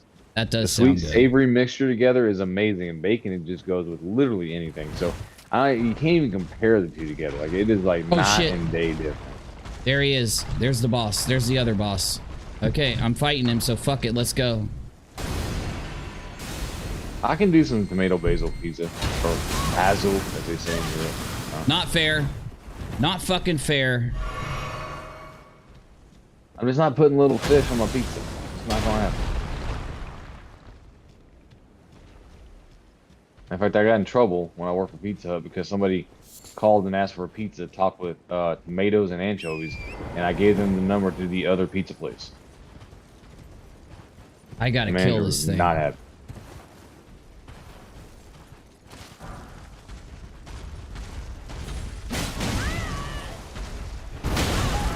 Oh my god, run! Oh, don't worry, wifey. I'll eat all the fishies. I don't know. I don't think I'm powerful enough, man, to fight this thing. I might not be high enough level to fight Is that this a tree? thing. Yes, it's a tree guardian. Okay, good. It's gonna literally start me right here. This is what I try to tell people. Nature is not your friend. Everyone's like, they want to be all hippie, hipster, all this kind of stuff. Oh, one with nature. Until it tries to kill you, because it's what nature does. Nature is not your friend. It does not want to hug you or sing kumbaya next to a fire with you. It would like to kill you.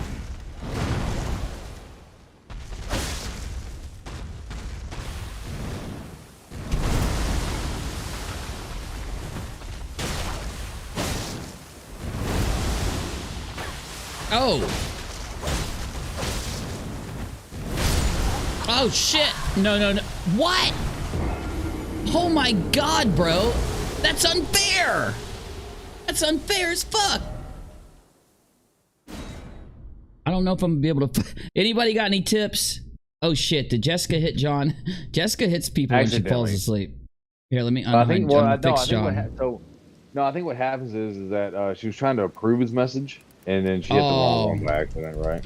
You know how that has a, like, you know, allow or delete, whatever happens, right? And so, yeah. I do like banana peppers, but I prefer them in, like a sub sandwich, right?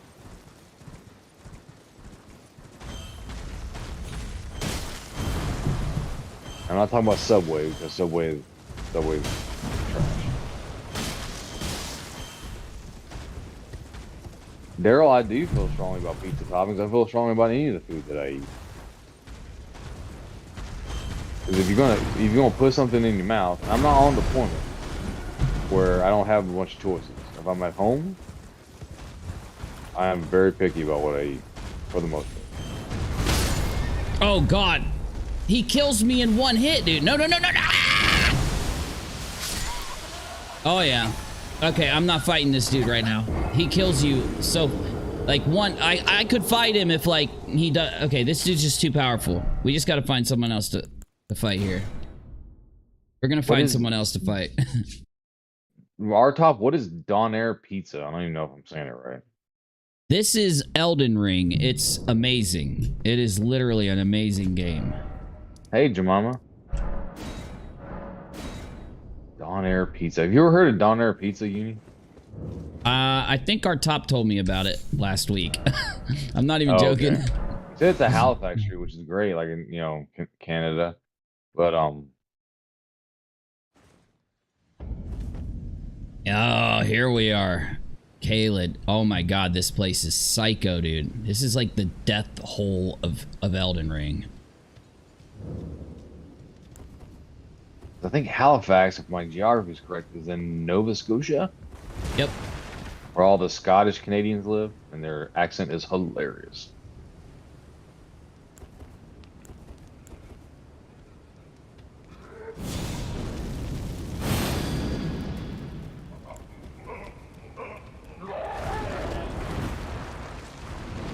Mama says it looks like the Mordor game, Game of Thrones, or from Lord of the Rings. It is, this game has the most giant bosses. You fight gods and demons and shit all through this game. He used to kill himself. Oh yeah, they all do that. They try to blow up like right next to you.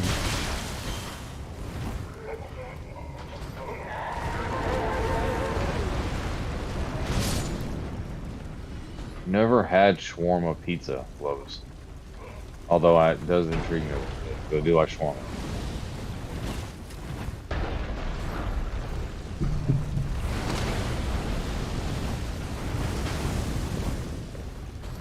Oh my god. John, did you say you're trying to train elk with Reese's peanut butter cups? That's oh god, I just found another boss. Yeah, it's Cthulhu. Congratulations. Oh, this is definitely a... Oh my god! Yay!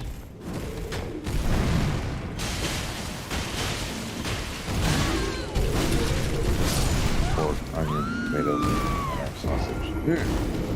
Actually, well, I'll try it out. What are those? Pumpkin heads. Apparently. Yeah. Okay, here, let me show you guys some Kaled real quick. Before we fight some bosses, let me show you some Kaled real quick. Apparently John works with elk. Like actual elk, and he's training elk.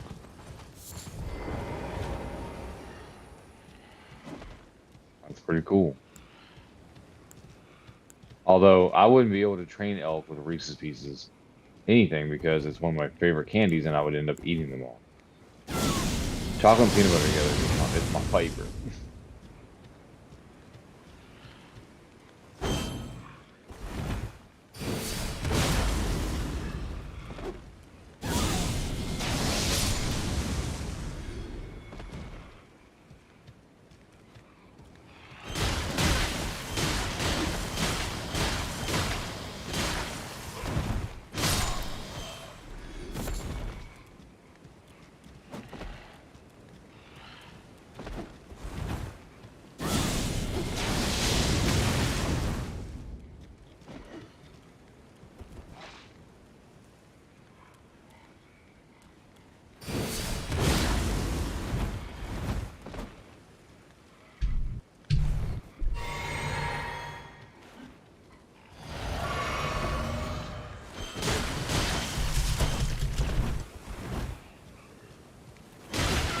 Oh shit, he grabbed me.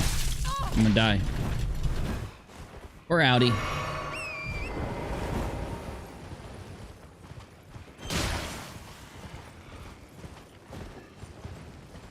Yeah, Kaled, like, the mountains look like giant skulls and shit, dude. It's nuts.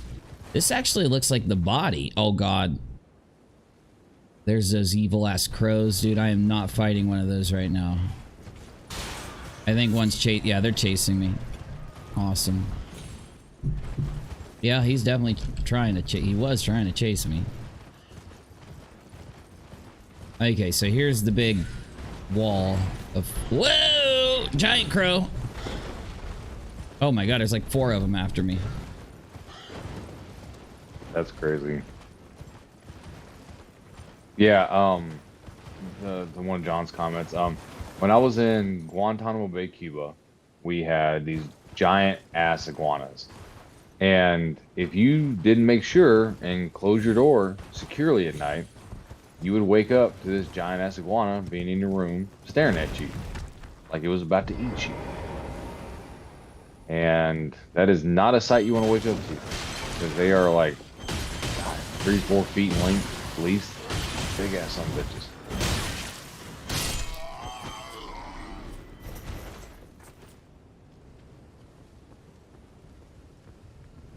Okay, these guys are guarding off this spot here with these walls. It's a castle of some kind. See, that's the thing about Elden Ring. You have no freaking idea what you're supposed to do or anything. You basically just go into the game and figure it out. What the fuck? Oh! Michelle asked, have you seen the birds with the razor blade feet yet?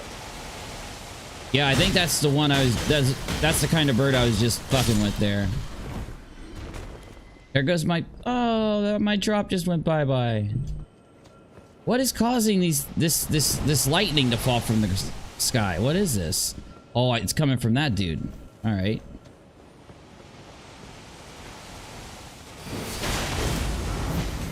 I missed him.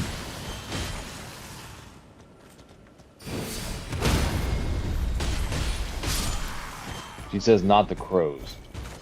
Rather, Oh. some other birds with razor blade feet. How much you want to bet it's going to be standing like right up here?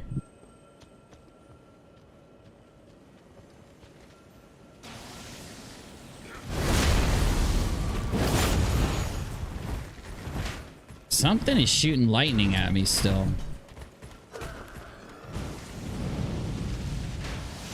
Oh! There he is.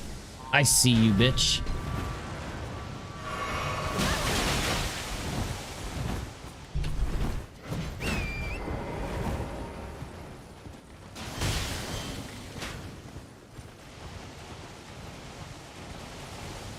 Michelle says, I think they are in one of the castles at the top. Oh my god! Wow!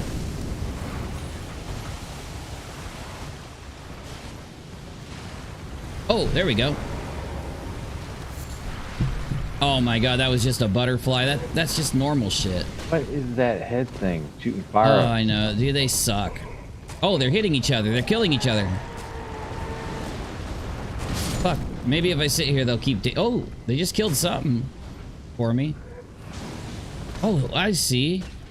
They're burning these dudes. Oh, there we go. Oh, you brought them across the fire and they set themselves on fire. Mm-hmm. Is it working? Seems to be. I guess. Oh yeah, they're trying to climb up here after me.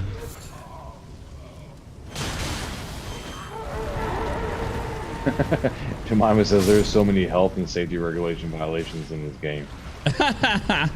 So true. How do I kill these things, dude? Don't know.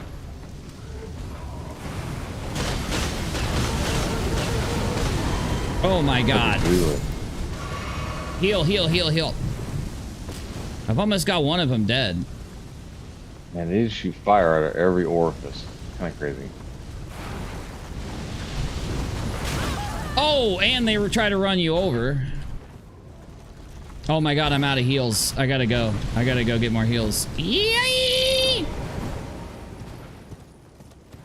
I need to find a resting spot here. Dude, there has to be one. Oh, there's that dude with the bow. Fuck him. Can I climb this? Nope.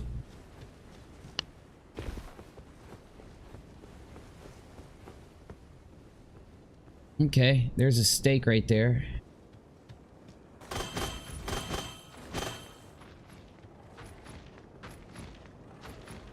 Here's something. Okay, it's a big giant fucking like lion monster. Look at him. Oh yeah, that's I've seen that guy before. Wasn't that the one? Who is it? Was it Sokka? Probably it was Sokka fighting that guy. I think it was Sokka playing. Yeah, I think it was like this had to have been like a couple months ago. And Sokka was playing. That was playing him, and he was like streaming it in Discord. Oh yeah, this is a very popular game. What am I doing? Dude, I'm gonna fall to my death. Not if you're careful. Well, shit, there's a dude right there. I am almost dead. One wrong hit and I'm fucking done. He saw me.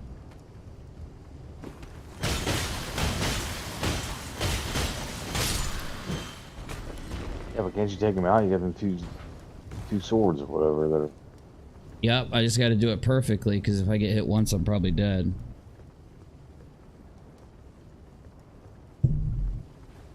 Huh? There you go. Oh my god. He sees me now. Is there anywhere for me to get some heals before I fight this thing? Doesn't look like it, does it?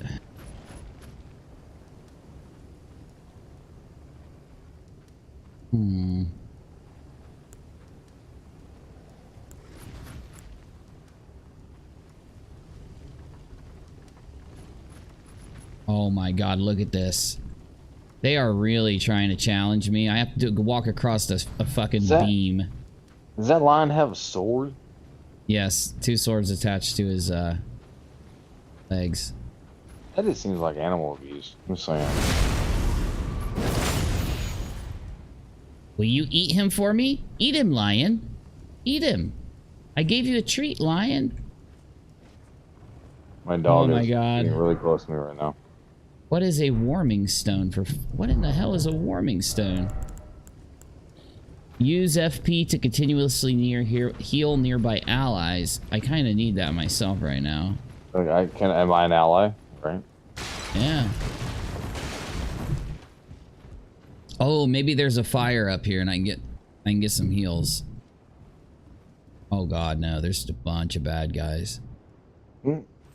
Oh shit, he sees me.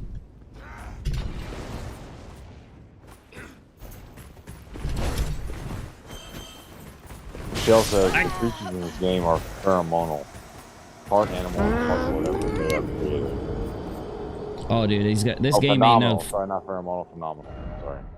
Yeah, these creatures ain't no joke, bro. But I got my heals now, which is good. If you die, you get your heals back.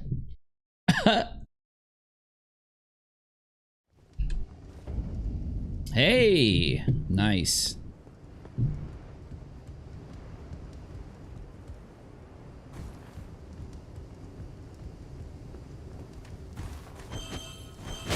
So I've been wanting to ask you, how Harl's Barker. Oh, he's doing really good. I just saw him today, actually. Oh, good. Yep, he's doing real good.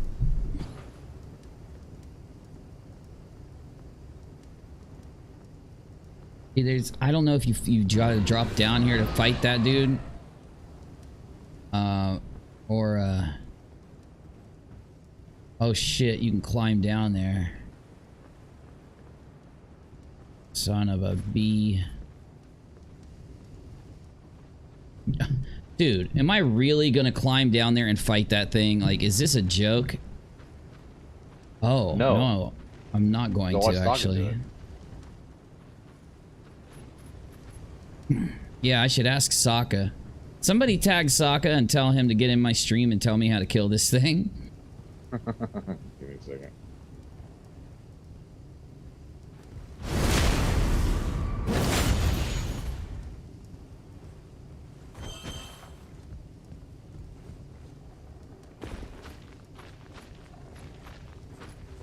Oh, dude, that lion's down there and he's not even attacking that guy. Oh, look at that. Oh, this has to be some kind of funky ass trap going on right here.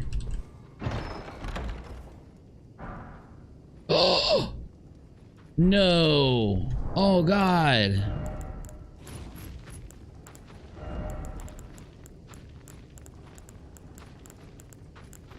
Oh my god, I got a guitar.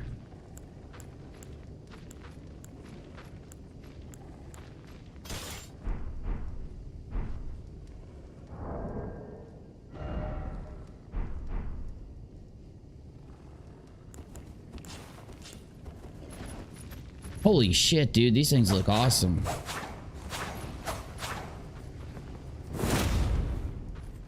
Oh yeah.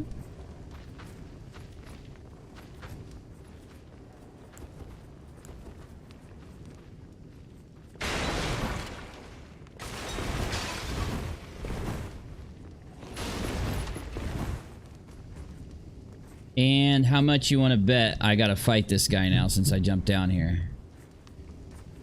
Oh, I bet you money. Here, maybe I... Hello! Why can't I craft items? I'm in combat, is that why?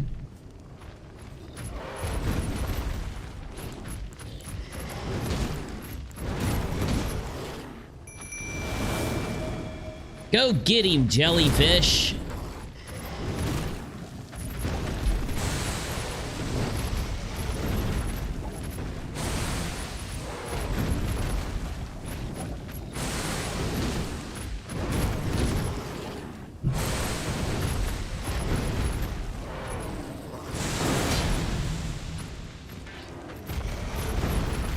Oh shit, my jellyfish just fell down there.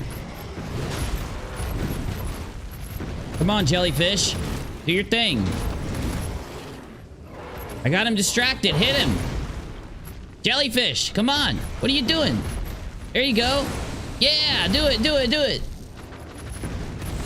I will cheese this. Oh shit. That thing looks evil as fuck, bro.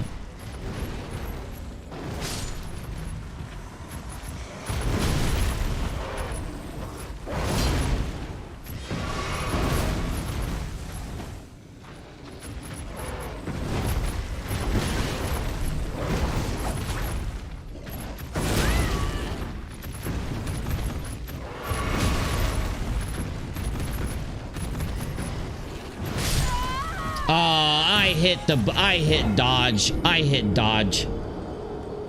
I dodged.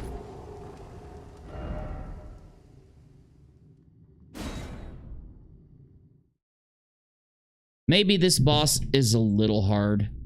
Maybe we should go do something else before fighting this boss. I did get the weapon. Where's that dude that shoots the bow that pisses me off?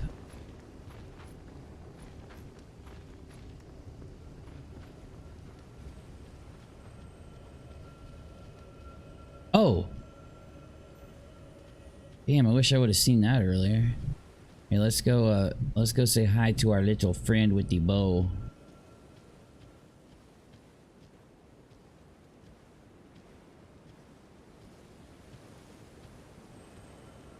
You know what? I need to move myself down here for this game.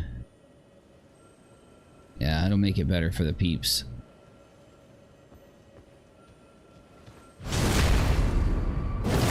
Wow, he's got a lot of help.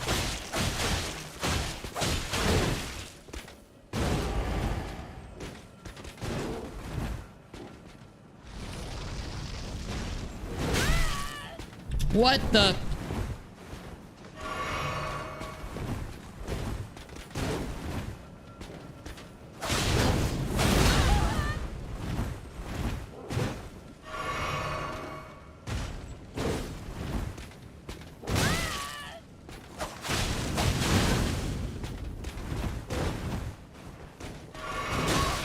Come on. Come on, asshole. Yikes.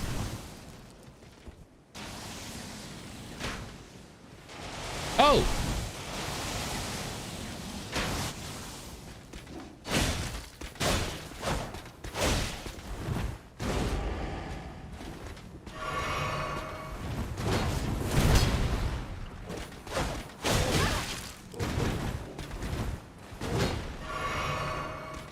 Last try. Both almost dead.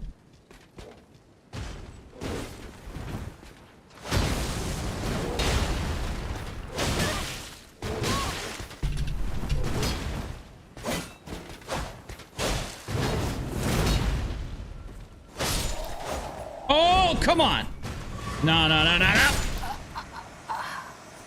Fuck.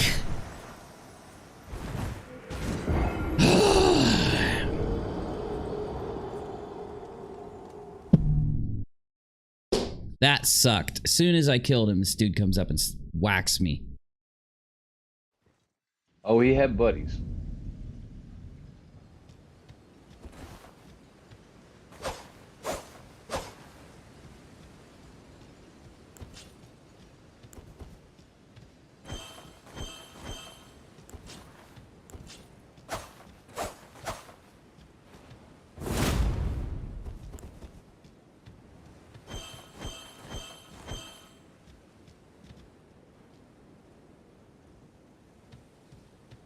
Bubba, I want to head to bed. It's getting late. All right, dude. I'm about to go to bed myself. Thanks for having me on, as always. Anytime, every time, all the time, bro. Chat, y'all have a good night. Everybody, good night, good day. You know, whatever it is where you are, and I'll see y'all flip side. All right, mate. Oh, fuck, I hate these things.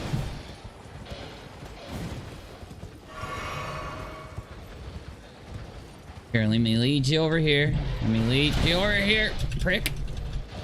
Oh, God, not you. I don't want you to, bro. Get up there!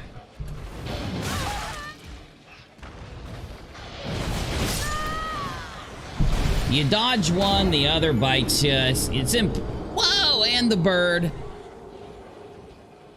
I want the weapon inside that box. You don't, okay, guys, when you're getting a weapon like this, the key is to run straight at it, jump on it, open it, grab the weapon, and then if they kill you, they kill you.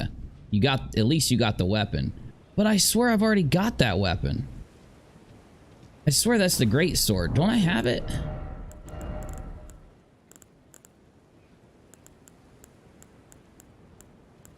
Yeah, right there. The hell's going on? Oh, there's another one of my really good blades.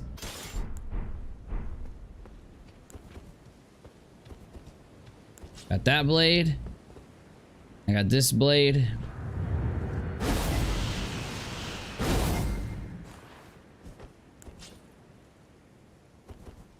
Got this blade. Got this blade.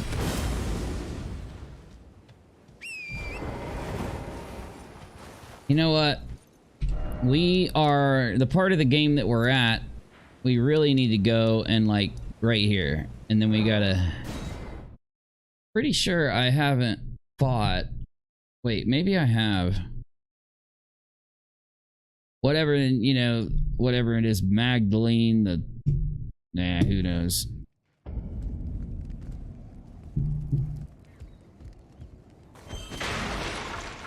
Oh god, I'm at this part. I fucking hate this part, bro. Wait, can't I go this way? I swear to god. I swear I can do something freaky right here.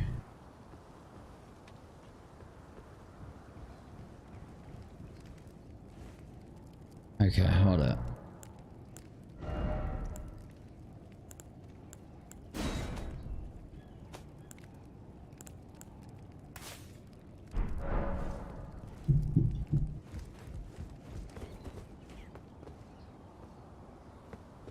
Okay, there's a spot where I can jump. I think is it right here? Oh, I can't use my horse. Yeah, there's somewhere where I can jump. I remember doing it. Maybe if I get on...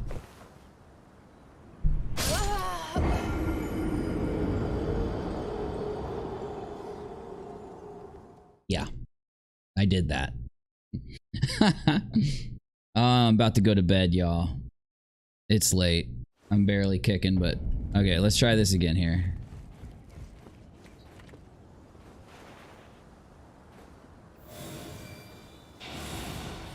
Now, I should be able to fall farther now without taking as much damage. There it is. There it is. Okay. Normally, I would take damage from that fall, but I casted that spell, which helped me not take damage. Now, I just gotta figure out where I need to go now. Oh shit, look at this. There's a bird coming at me. Is this what you're talking about, Michelle? The birds with the swords?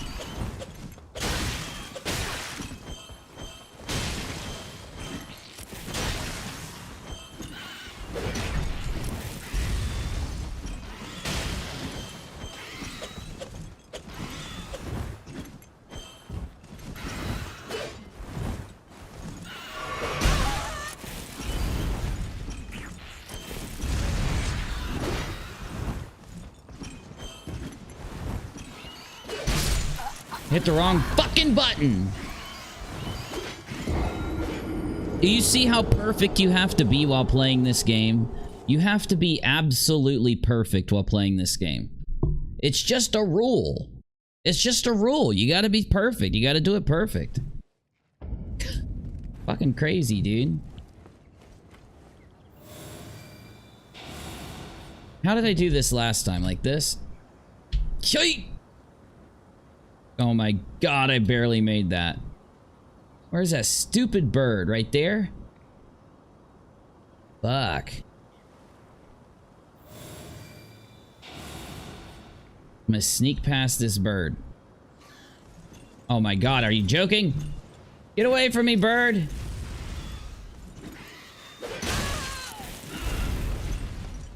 Oh wait, there's nowhere else to go over here. Fuck you, bird. Fuck this shit, I'm out. Fuck this shit, I'm out. Fuck this shit, I'm out. Goodbye, bird. Fuck this shit, I'm out.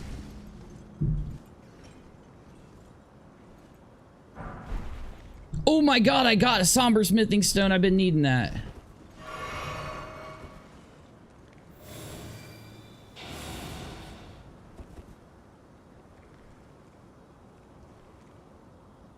Shit, dude, I don't think I have one of those keys, but I know where I can buy one. Oh shit, do I have one?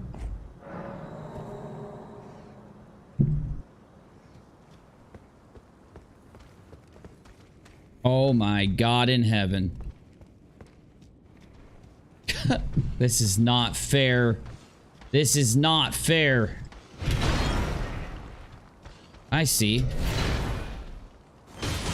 You're really slow at that thing, aren't you? Yeah, you slow, bro. You slow.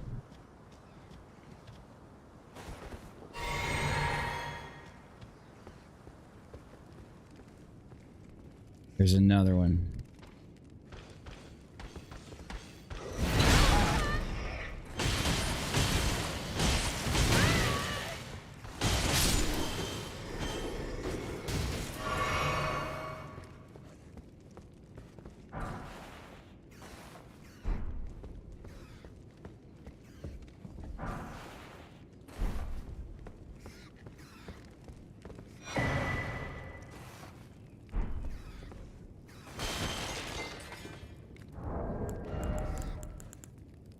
What the fuck is an iron wet blade?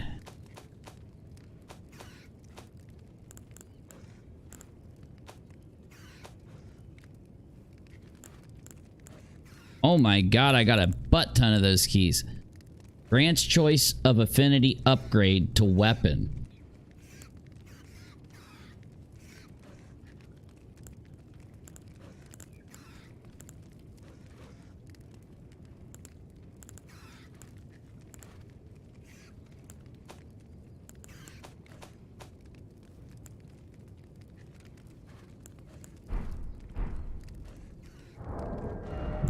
We got a sword here.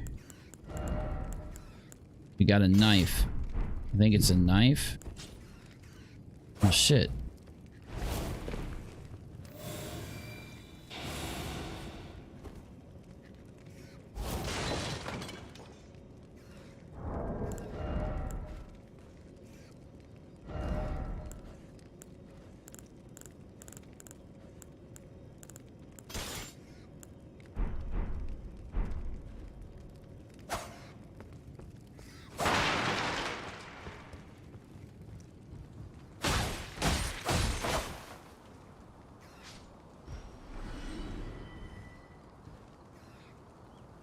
Is there something down there?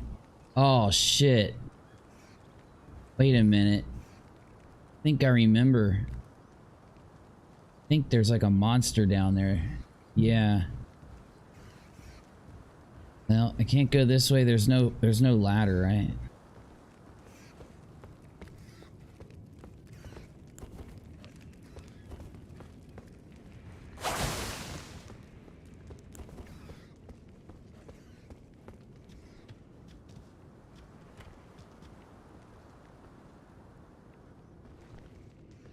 Oh God.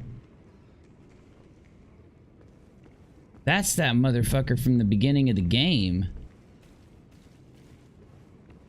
I think he just saw me. Dude, I know there's some kind... Oh my God, what the fuck?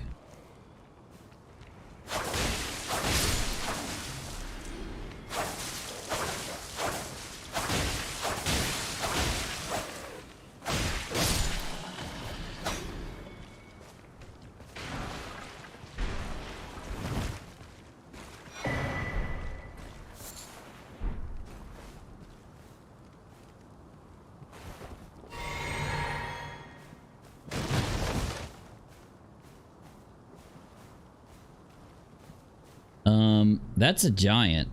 That's a dead giant. Wow, that's sick.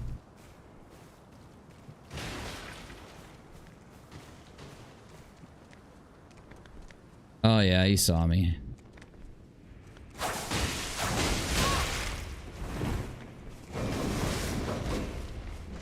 Come over here for me. I got an idea.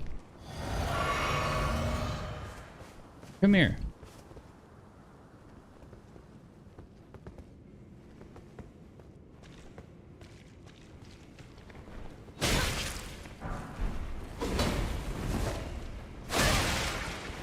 Son of a bitch.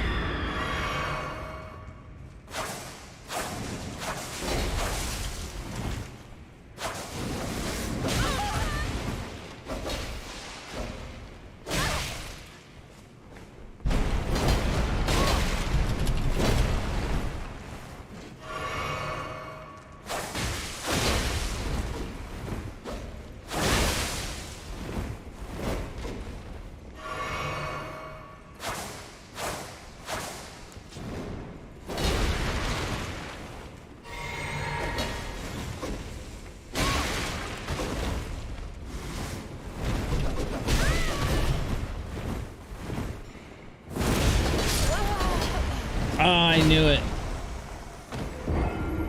I just played that wrong. What an evil creature.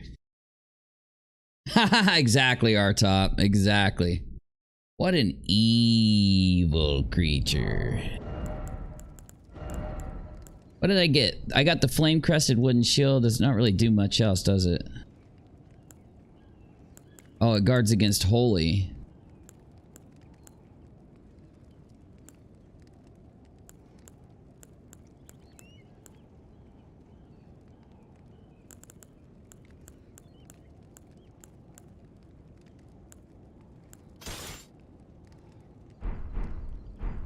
Dude, I like this shield. It just looks good. No, no, no, no. Can't have that going on.